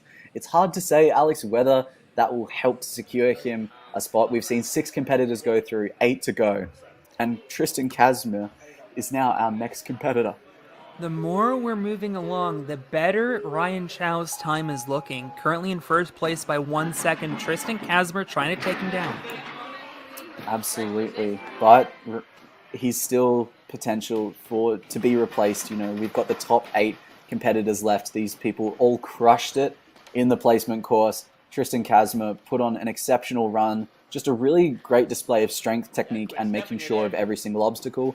Didn't quite get the same times as our top level competitors, but Tristan here showing us that he can go the distance. These first 3 obstacles are just really about efficiency, Alex, and I think as competitors are starting to learn that there is a real time pressure here today, they're going to be putting on the burners more so in these early parts. And that is the advantage of running later in this challenge course, knowing where, there are many advantages of running later in the challenge course, obviously, but one of them is knowing where you can save time. And on some of these earlier obstacles, very few competitors have fallen on them, but we've definitely seen a large variance in the amount of time competitors spend on them. Absolutely. Tristan, of course, has an incredible resume himself. He placed 4th in the Canada region this year, came out in stage 1 of the World Championships, but managed to secure 70 in the top 72 in the world. So, he's a force to be reckoned with, and he's showing us here today. He showed great technique in that placement course, and that's what I'm really excited for as he executes this challenge course with perfection so far. Yeah, I'm noticing almost everyone in this division, if not everyone in this division, who went out on stage 1, went out on the last obstacle of stage 1. So they definitely know how to complete courses, as Tristan just not able to get the joust into the hole. He's going to have to do it on a second go, but has the right idea. Absolutely. Yeah, that final obstacle in the World Championships of stage 1 this year took out so many ninjas. But as pretty stock standard of a stage 1, there's always going to be one obstacle that takes out the masses. And we can see now Tristan looking good. Just barely keeping his foot off of the floor. Now really using that pole, standing on it now. Really putting that weight through it. Okay, now looking good. This is an obstacle we haven't seen people struggle with too much on this back half. It was something that they really struggled with in previous divisions, but these elites have been great so far. Tristan going for the static. And it works. Makes the dismount. And now on to Sky Miles. Yeah, and if you guys feel like this course looks exhausting, it is. It's the longest one that we have seen so far in the Premier Series, and we've had some absolute beasts of courses. I am surprised that no one's taking Ryan Chow's approach of going to the side. As I say that, Tristan does step to the side to get that extra momentum. It's like he heard you. He did. I'm in his ear at the moment. Tristan is looking phenomenal so far, but Sky Miles is a very technical obstacle. This is a reverse grab, but it's at such a far lâché as well. Now just having to get his momentum right here. He needs to straighten out that swing. Does, but not able to get the underhook. That's his second retry. No more for the remainder of the course. Yeah, he is out of retries. He'll get one more go at it. The question is, does he have enough in the tank? I think he's come to understand now that this lâché is huge, and he's really got to put his body behind it. So hopefully he can learn from that mistake, dig deep with 1:10 on the clock, and really get through this obstacle to have himself well placed. It looks like he's starting to breathe a little heavy, but still work to be done. Powering through, minute to go. Here's the scene of the crime from a moment ago. Much better swing. Gets the ring into the hook, but couldn't hang on. And Tristan Kazmer is not going to be accruing any Sky Miles today. Yeah, just paying tribute to just how difficult this obstacle and this course is, Alex. You could see him gassed by that 8th obstacle and just couldn't hold on to the ring by the end of it.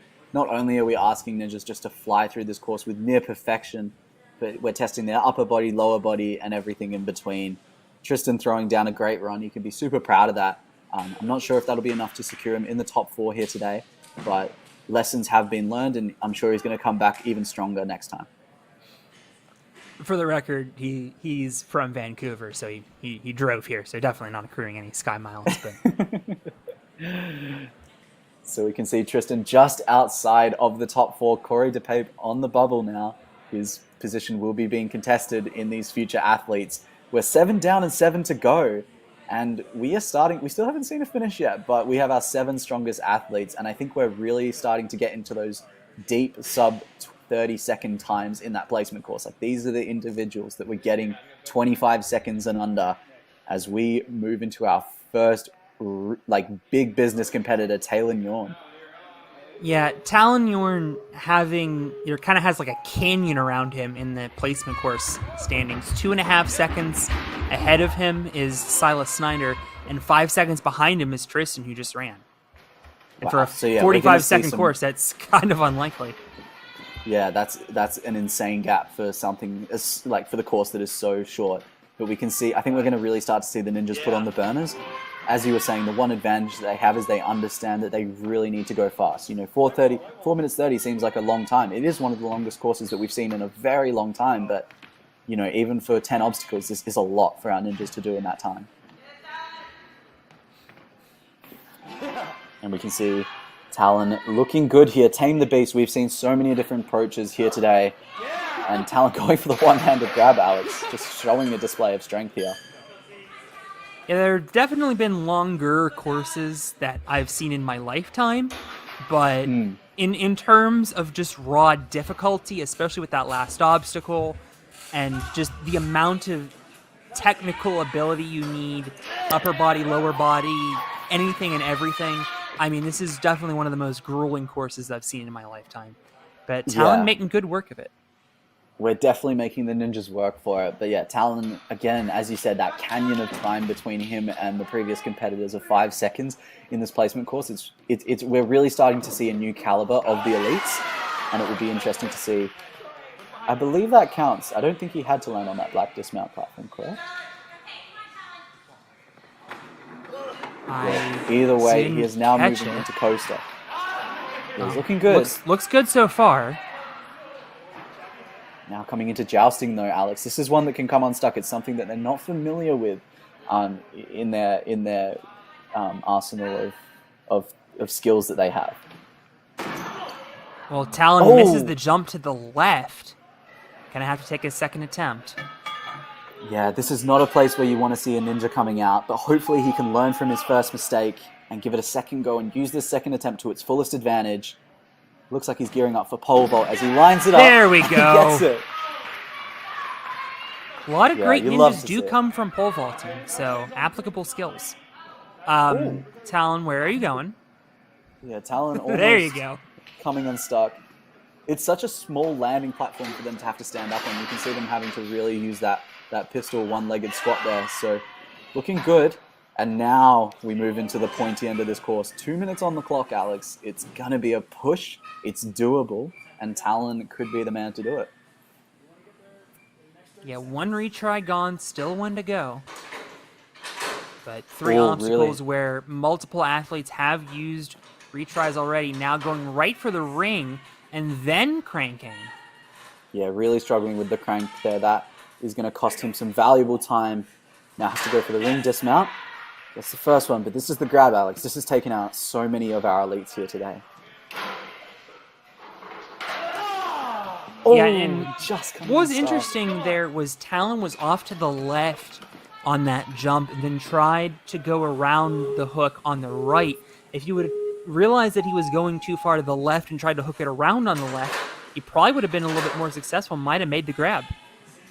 Yeah, and you can start to see him really grimacing here. He's breathing heavy. This is a common trait that we see on this obstacle 8. It's something, it's really demanding the ninjas in these last 3 obstacles. Is he too gassed to get this? We will see now as he gears up for this very technical, very distant grab. Oh, we're just coming short, Alex. Yeah, I mean, again, it's easy to say what the correct strategy is when you're sitting here in an office chair and not when you've just done a grueling course for 4 minutes. But Talon with an impressive run and that underhook on skyhooks. I mean, it's so difficult, even with multiple attempts, especially when you are exhausted after a course like this. Yeah, we've really thrown it down for these elite level ninjas. You know, it's a reverse grab as well. It's so far away. You have to put your whole body behind it and then display technical prowess to actually land it. So we're really asking a lot as Ryan Chow still holds on to that top spot, one of our early seeded competitors, but he's here to stay, Alex. Yeah, if he beats 3 more competitors out of the 6 remaining. He will make his way to the finals. Unfortunately for him, the 6 athletes coming up are incredibly strong, including this young man, Silas Snyder.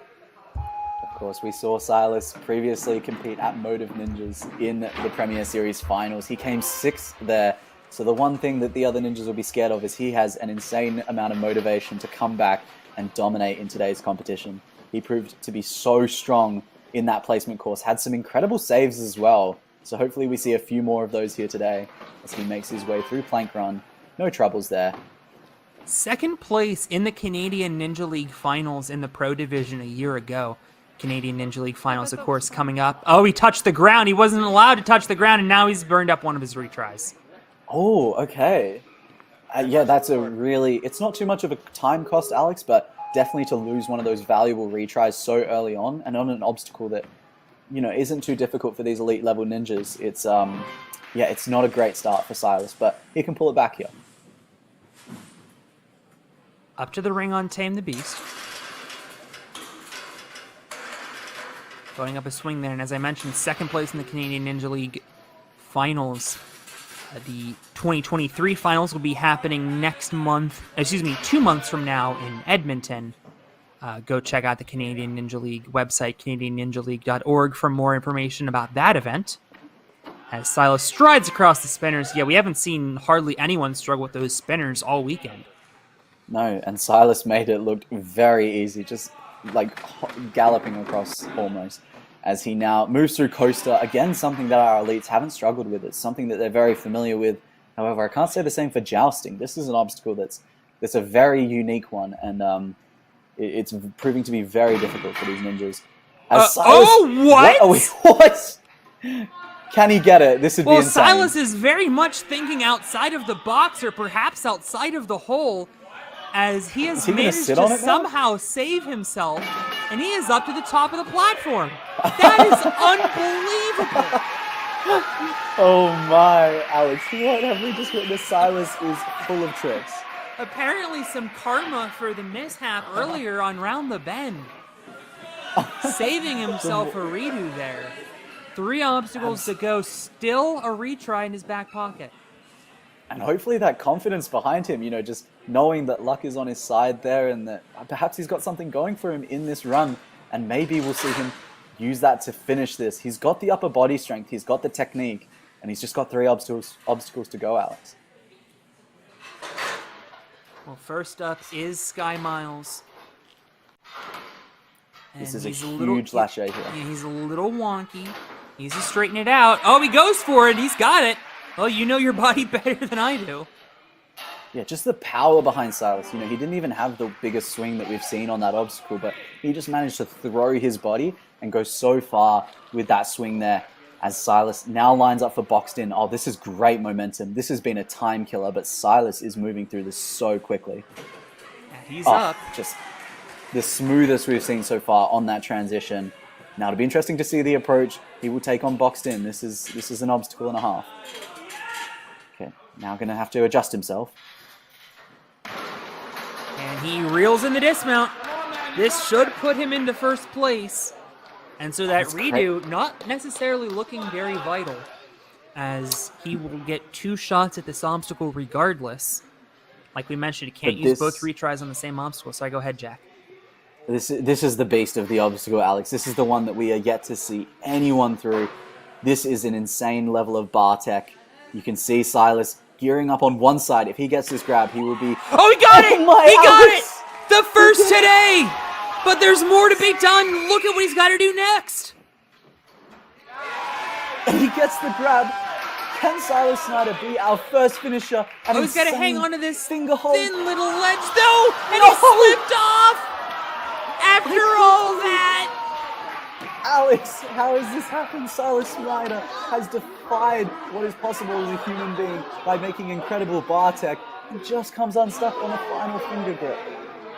But after 10 brutal obstacles, being that agonizingly close, and then having to hang on to that thin of a UFO, I believe that is. Yeah, and it's so much to ask at the end of the run. You know, one cannot underestimate how difficult it is to grab a tiny UFO at the end of 10 brutal obstacles, Alex. We've seen miracles before. He has 30 seconds on the clock. It is possible Silas is riling up the crowd, trying to get everyone behind him as he looks to do something incredible here. He's got the bar tech. Can he stick the landing? Well, he's done this once already. Does it again. And at No least troubles now this there. time we know he can grab the green bar instead of hooking it into the cradle. Reels it around. 8 seconds left. This time gets a better grab. Reels in the platform. Hits the buzzer. my. And Silas Snyder does the unthinkable and hits the buzzer. Are personally clear. You can just see the crowd there going nuts because they know what they have witnessed is exceptional. Silas, of course, competed. He came 6th in the previous qualifier, didn't quite get that spot, but now, Alex, he has more than secured his spot. He has potentially taken out first place here today. This run was filled with excitement, with moments of tension. You can see him there just defying what it means to do the jousting obstacle, and then just a great display of upper body strength, bar tech, and everything in between, Alex. Breaking the laws of physics everywhere he goes. That was phenomenal. Just phenomenal. Words have been taken out of our mouths as commentators because, to be truthful, Silas is just showing why he is one of the best of the best. One Just more look at insane. that spinning bar. Not only did he do that spinning bar obstacle, he did it twice because the first time he fell at a cliff ledge. The second time he got the cliff ledge, was able to kick the buzzer. Buzzers are hands and feet in the World Ninja League, as we've seen now a couple of athletes. Silas Kick the Schneider, buzzer. you know, it almost made the first attempt look like a warm-up for him. He did that bar tech even better the second time around. It looks so smooth, so comfortable, and he makes it look so easy, yet it's something that only a few people in the world could really pull off after doing those 9 obstacles. But And oh, by the Alex, way, guess look who's up next? Yeah. I It's can't Kai even. Diol, who made it to the next to last obstacle of stage 2 at the World Championships, finished 24th. We tried to read, I tried to read through his bio and failed miserably because he beat the course, the placement course, I should say, in 24 seconds flat. Just to give you some more information about this young man, a competitive volleyball player trying to get a college volleyball scholarship. Honestly, could earn a college ninja scholarship at this rate. None yet, but there will be someday, I feel like. Says his favorite hope kinds so. of obstacles are techie, strength, and flowy ones. Well, I have good news. Although he does say he's not a fan of grip endurance and has a funny reputation for stumbling a lot of balance obstacles. Well, I have bad news. There are a lot of balance obstacles, but I think Kai Diol is just being humbled there. He is one of the strongest athletes here today. He's been one to watch all weekend, and it's someone that we've been looking forward to seeing perform on this course. He set a phenomenal time in that placement course, and we didn't think anyone was going to go faster, and yet somehow they did. But now having a bit of trouble, Alex, on this balance. There we go. Finding his way and narrowly getting across that pole. Well, he did say Okay, he was a now- little sketch on balance obstacles. Yeah, he's got a few more to go, but hopefully we see him do all right here so far. We're now just gearing up for the upper body, which is arguably his strength. This is Kai Diol. If you haven't seen the clips of him, hopefully we might show them once more later. He is a phenomenal athlete. We've been displaying him all weekend, and he has pulled off some of the most insane feats that any human can do. He definitely has Now- showed off his stuff in a number of competitions. This isn't his home country, but this is his home gym. We've mentioned a couple times now he crosses the border frequently to compete at this gym. Just so much dedication from the young man. He placed 3rd in the Canada region this year. He has an insane resume, and he is displaying that, you know, now that he knows that he needs to beat the entire course in order to take out that top spot, that's where his sights are going to be set on. Riding down coaster right across. And here comes the techie flowy obstacles that he likes. So he needs to turn the And bar how big- around. Other This is way. an obstacle. No, he's not going to listen. He's going to put the wrong end in. Well, it worked. It worked. He's He's not going going to scratch with up the Silas. inside of that hole maybe, but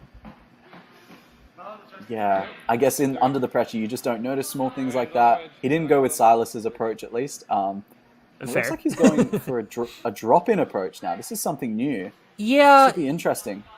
he's taking a lot more time on this obstacle than other competitors have. He really went quick through the placement course, but really taking his time here through the challenge course. Hopefully that doesn't come back to haunt him. Yeah, the one thing I will argue for him is that he is showing great deals of consistency. The last 3 obstacles are upper body, and he looks like he's feeling strong. He's not showing any signs of heavy breathing or anything, so this could be good. Nice pop up there. And now the underhook. If you've been watching all weekend long, you've been seeing some of the insane tech that Kai Diol can do. So hopefully has this underhook in his arsenal. Now just struggling a bit with the momentum again. This is going to cost him in the time.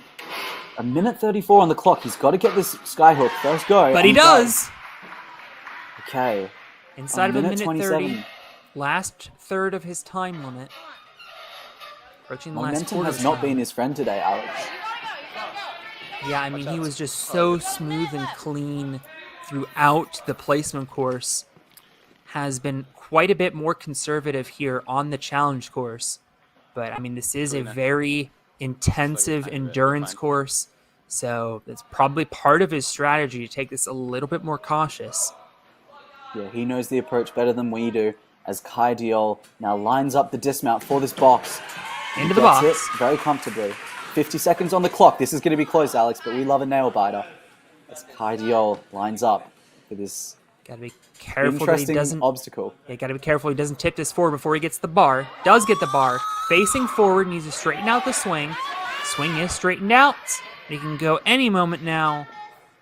And he is there. Here we go, last obstacle. Maybe only one shot. He has the bar tech in his arsenal, but can he do it here in the moment? This has been such a hard grab. Silas Schneider, the only one to do this so far. Oh, He and just got misses. rejected by the top of the cradle. Had No. the right idea. Just millimeters away from getting that in. He will have to link this straight away. He will have to go with no rest. This is still possible, Alex, but he will need a miracle here. As Kai Diol lines up for the second attempt here. Inside of 15 seconds. Now inside of He 10, gets makes it. the grab though, loses the hat. 7 seconds. Can We're he in do crunch it? time now. The Reaches buzzer's out, can he going get down. there? Can he get the foot? I Yes! think he did. He did. With 0.3 of a second left, Kai Diol is our second finisher, just barely beating the buzzer. Talk about value of entertainment. Kai Diol put on a show for us there all throughout. Full of surprises, that run, Alex. Leaving us the closest finish we have seen in such a long time. 0.3 of a second. What an insane run. Remember when we were freaking out in the teen division because there was a run within 2 seconds of the buzzer? Yeah. And now we just Now have one there's within half a 0.3. second of the buzzer. Kai Diol finishing that final obstacle with 15 seconds to go. That should not be humanly possible, but it just goes to show that he has that bar tech. He has been training it for years. He missed it the first go, probably took himself by surprise there, but made a quick comeback, losing the hat, but making it all worth it as he gets through, and that will secure him second place, Alex. Tremendous stuff by Kai Diol, and now the scary thing is, on this seemingly impossible course, we may start to get into the territory where clearing isn't good enough. Because we have 4 That- incredibly fast, incredibly strong young men coming up. Yeah, Alex, it's worth noting that every single one of these competitors went sub 25 in the placement course. As context, before this division, we thought that going sub 30 was exceptional, but these elite divisions athletes have set a new standard, and Michael Chow is one to watch, not only for his speed, but his flawless execution in that placement course. I think we described his run as close to perfection. It really was, and Michael Chow just showing again that he has such good technique on all these obstacles. Number 2 ranked in the Canada region last season in the World Ninja League. Cleared stage 1 back in 2020, went out on the final obstacle, throwback, in 2023. Yeah, taking a new approach there on that trampoline, but he's looking good. This is someone that is, again, we have so much confidence in. You can just see why he's ranked number 2 in the Canada League. He is really strong here on this course. Got a bit of sideways momentum, but got a smile on his face, Alex. He's looking happy. He's feeling comfortable. Oh, okay. He's the first day to go over the railing. Interesting. As he makes his way right across Don't Spin Point. Well, this weekend is showing us every form of innovation, Alex. I think we've seen flips, and now we've seen people go over the bar, head over heels. So who knows what else is left in store. Michael Chow running this course with reckless abandon, still over 3 minutes left, and just like Kai, he's going to go the wrong way. Now he's going to go the right way into jousting. Becca and Jaden worked really hard on this course. You don't want to damage it. Although, missing it on the first go, too far to the right this time. Yeah, this is such a technical obstacle, and we don't want to see Michael Chow out on this one. He's going to step straight onto the trampoline to really make sure of it. Now going back, this is not a place we want to see him come out. We want to see him through as he lines up the second one, and he gets it. It seems to be second time's the charm here, Alex, for these ninjas. Once they've tried it once, they get an understanding. And now Michael Chow is going to be into familiar territory. This is all upper body from here. One retry already burned. I'm going to have one remaining on these final 3 obstacles, and this is where things really ramp up in difficulty, as we've seen throughout the weekend. Starting with Sky Miles, although quickly up on that cranking bar. Absolutely, Alex. We've seen most ninjas here to this point, but none quite as quickly as Michael Chow. 2 minutes 20 on the clock. This is a great time, but it can all come unstuck on this landing. Yeah, only halfway done with his time limit. Able to get the underhook.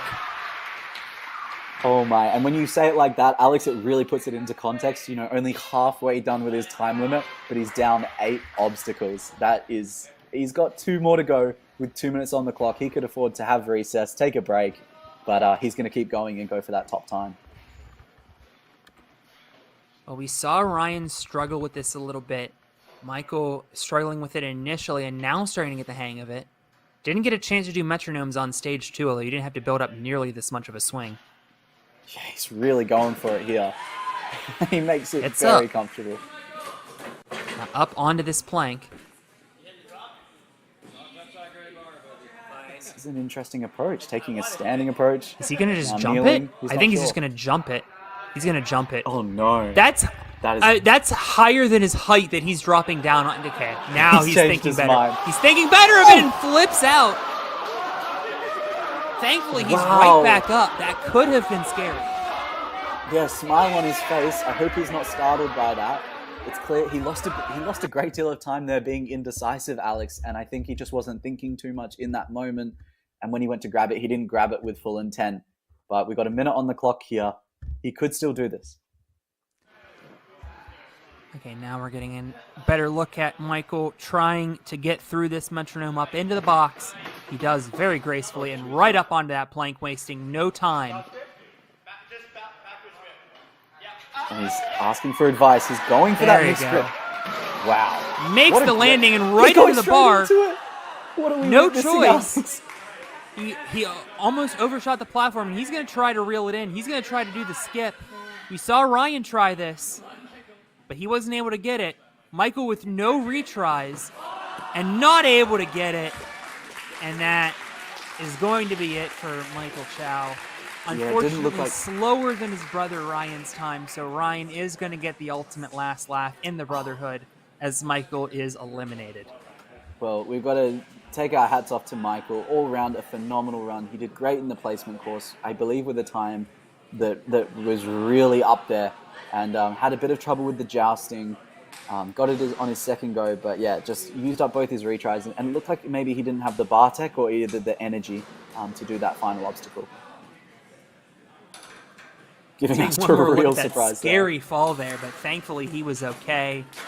You can see quite a large mat there. And then he kind of went too hot into that bar, had to jump to it. Okay, well, it looks like we're just having a few just technical adjustments in a moment, but Alex, I think this is a perfect time to look at the standings as we see Silas Snyder continuing to defend in that top spot. And in fact, because Michael was the fourth to last runner, there's only 3 left, and Silas Snyder has secured his spot at the Premier Series finals, Kai Deal would be the next man in, and Jeremy Johnson currently sitting on the bubble.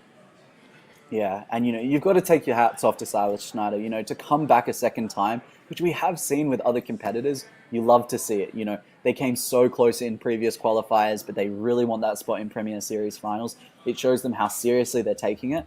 And I think Silas is going to be a real big force to be reckoned with in that finals that'll be in Ferox in November. Is there any chance we can get the elites that have already qualified graphic up so we can see the kind of athletes that Silas is going to be up against? Yeah, fingers crossed we can, because when even at the start, I was listing some of the names, and it's just like, even if you just read the first three, you're just like, okay, this is going to be nuts. Jay Lewis, Lucas Reale, Josiah Papel. Yeah. And Jackson Erdos on top of that, Yuri, Daniel Waterman really impressed us with that win down in Australia. Trevor West making a great comeback, just edging out Sam Folsom, who's a tremendous athlete in his own right. Sam's brother Phil, who is also excellent. Our defending world champion Tyler Smith. Just incredible caliber of athletes. Yeah, and then when you go to the elite females, it almost gets even more insane, because we have so many world champions in that lineup. So many people, got Abby Clark, Isabella Wakeham. There's Madeline Medeiros. We've seen so many incredible athletes just go all out in the elite female division, and I think when we bring them all together, it's going to be impossible to tell from that lineup who's going to come out on top. Yeah, even a Jaleesa Himka, we kind of mentioned during the Austin stream, she's kind of done everything there is to do outside of the World Ninja League. And then she just went and won a world championship in an OCR event a couple weeks ago. As we move on to Spencer O'Brien, by the way, just to answer any questions you may have about why there wasn't an elite female division, super long story short, there weren't any that registered.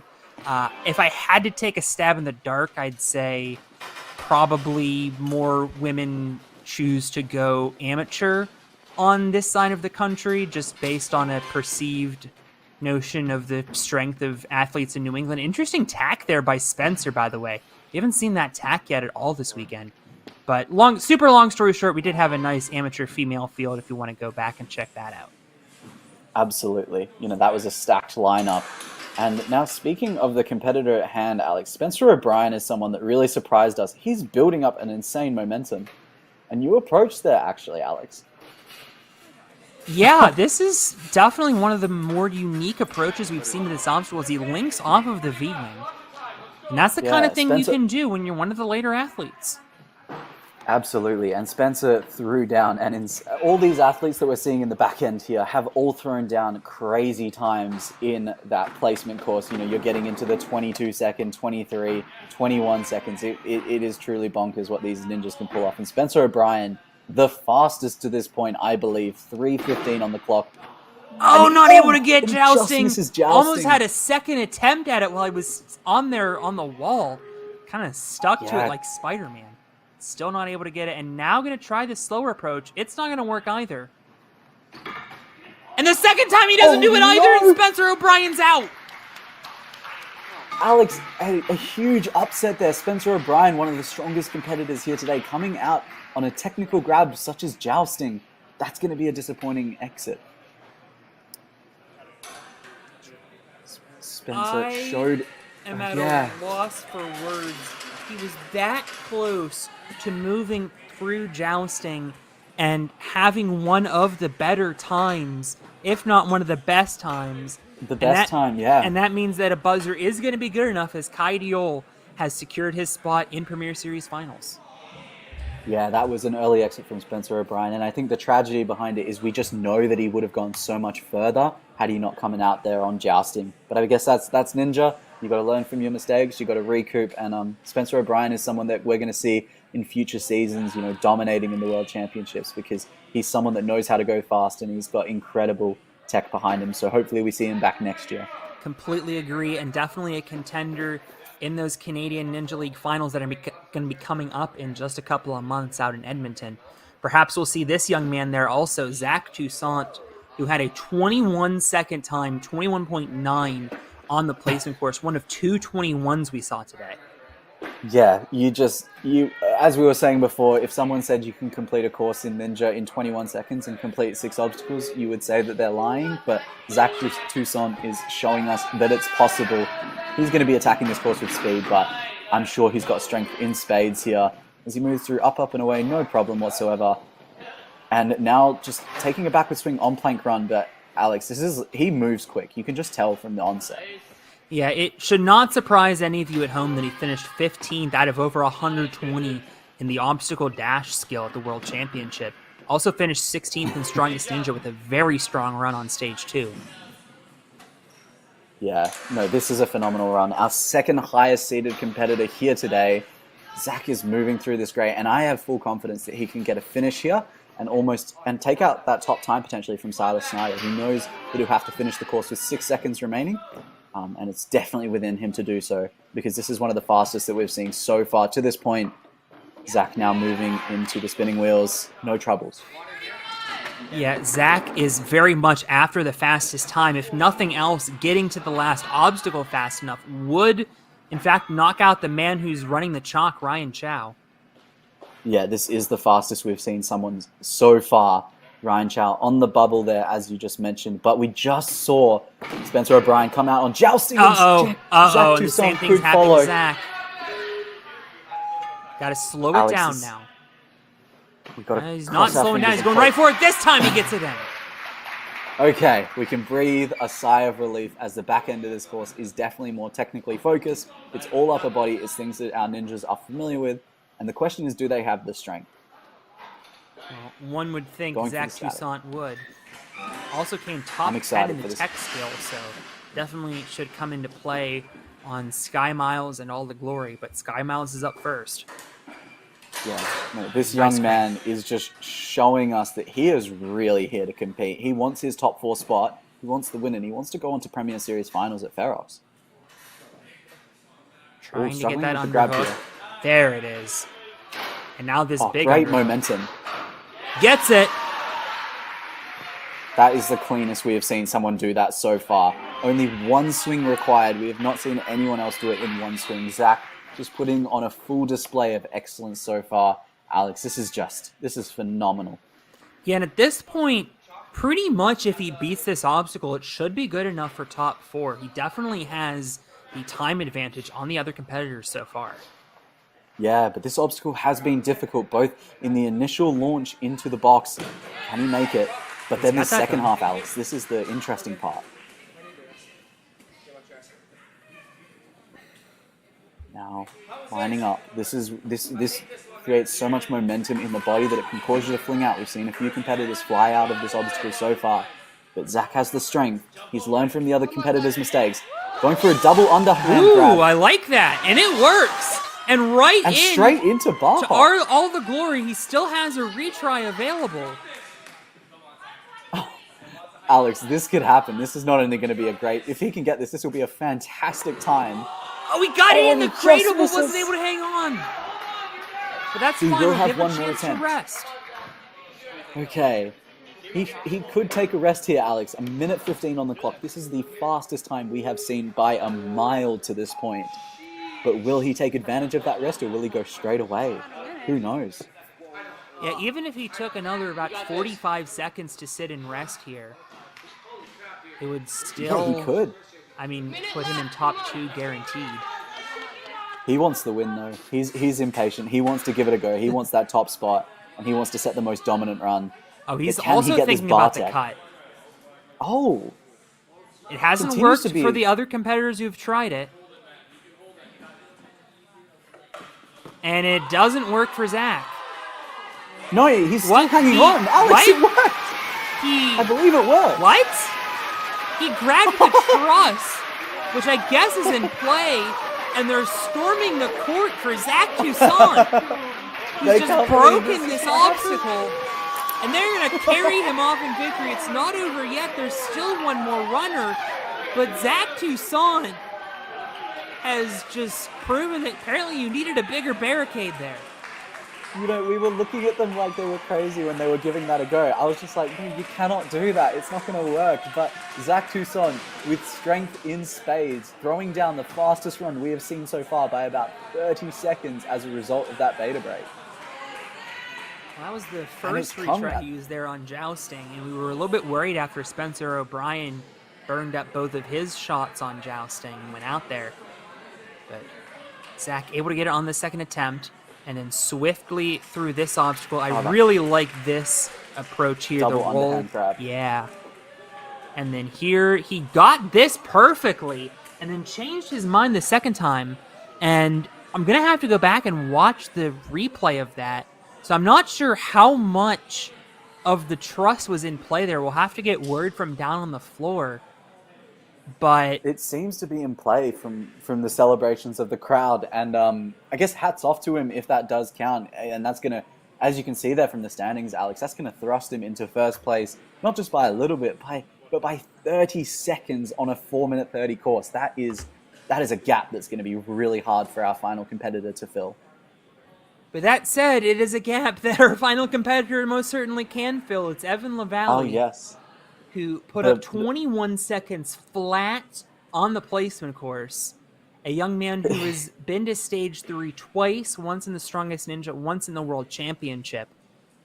And a young man who also finished in 3rd place at the 2018, what was then the NNL Youth Championships.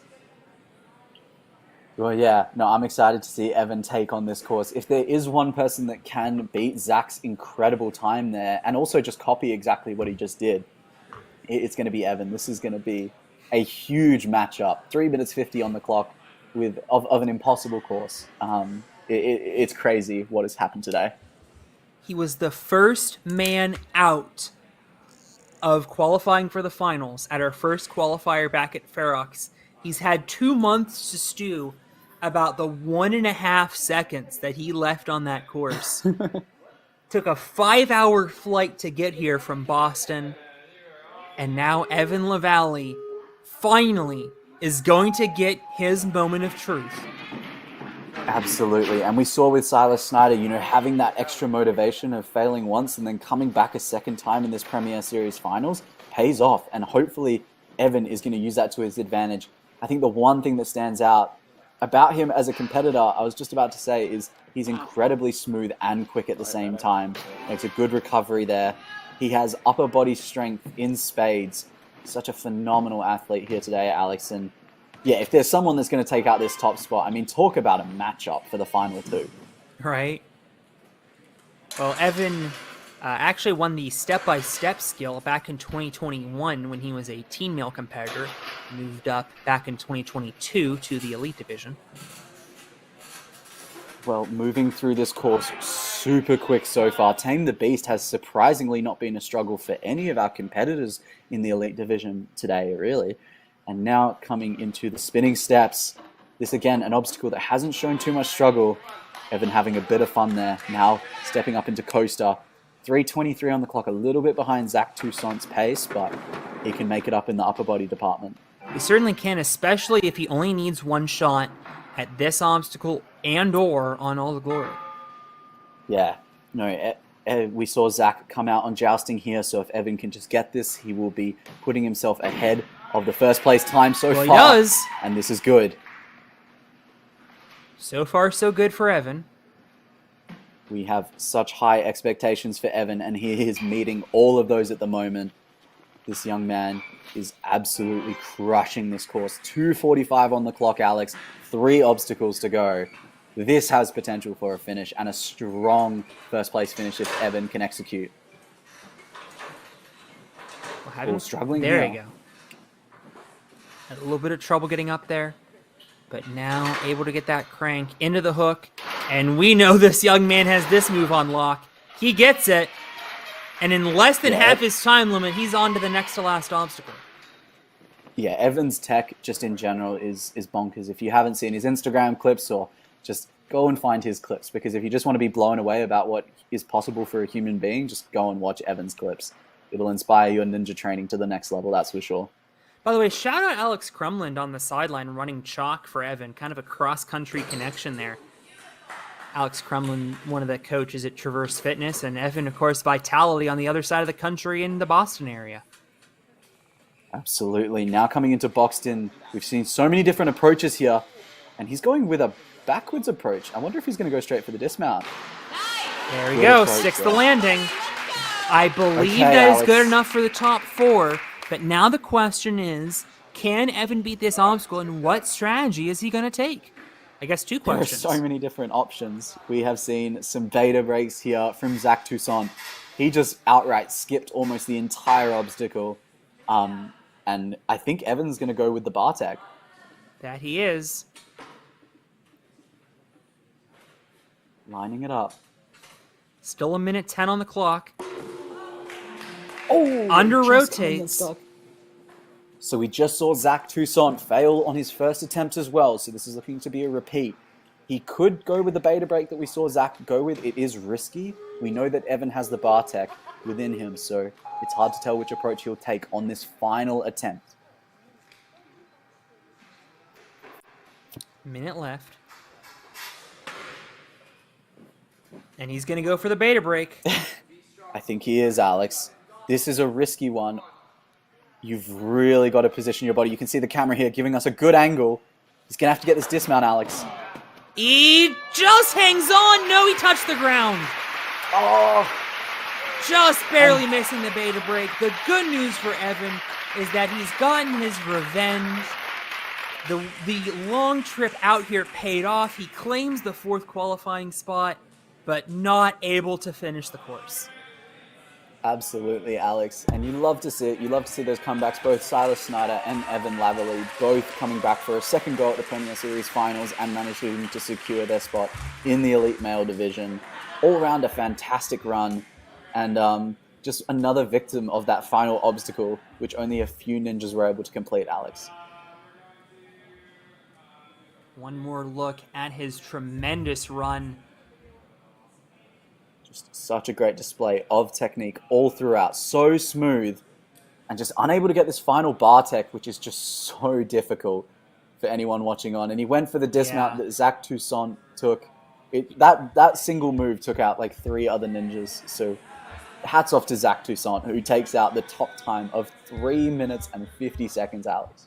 And how about, after we built up this US versus Canada rivalry, a Canadian top 3? The entire podium.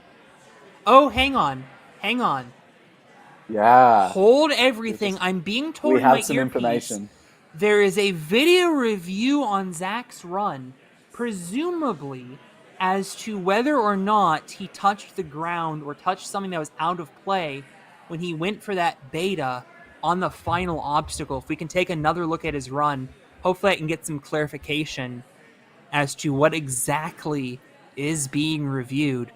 However, I am fairly certain that Zach Toussaint was fast enough to the final obstacle that the top 4 are secured. It is only now a matter of whether Zach Toussaint or Silas Snyder has won this competition. Nevertheless, we'll be playing Canada at the victory ceremony tonight, metaphorically speaking. Well, we've got to take our hats off to all of these incredible runners. I mean, Silas Snyder, Evan Laverly.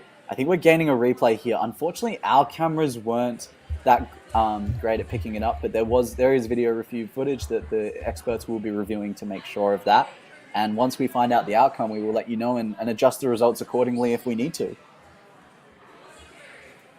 Yeah, I'd also like to take a look at some of these other runs if we can. Why don't we start with Kai Diol, the buzzer beater. We know he's not going to win this competition. He is going to finish on the podium. He is going to qualify, and it's going to be a lot of fun seeing him at Premier Series finals. What a run he had, just narrowly beating the buzzer. Yeah, and that's what we love to see. You can't get much closer than 0.31 seconds away from not finishing. Had he taken a little extra, even just another breath in his run or taken too much of another break, he would have fallen short, but he timed it perfectly, Alex. He had us on our feet the entire time in regards to, he was very consistent, very smooth in his run, and he never left much time in the bank in regards to completing this course, but timed it perfectly. Definitely one of the most entertaining runs, and it looks like we're having some difficulty getting our replays queued up. That's all right. We will stick with you here. The runs are over. Now we got Kai Diol's run. For All those of right. you who maybe sat on mute for a quick moment trying to figure out what's going on, the runs are over. We do have a video review on Zach Toussaint, who's currently in first place, but we're looking at Kai Diol, who currently sits in third. Well, yeah, it seems to be a recurring theme of these Premier Series finals. A few weeks ago, it was a retiming to check the winner, and then this time we're checking the video footage. But yeah, again, just an incredible run here, right down to the wire. It was a great display of technique. He struggled with his momentum throughout. That seemed to be a real time sink for him, but a great display of bar tech towards the end here, getting it on his second attempt. This is that first miss, and then the second one, doing it with, I believe, 15 seconds on the clock to finish this whole obstacle, Alex. Yeah, it just got rejected the first go around, and then narrowly able to get the buzzer in the nick of time.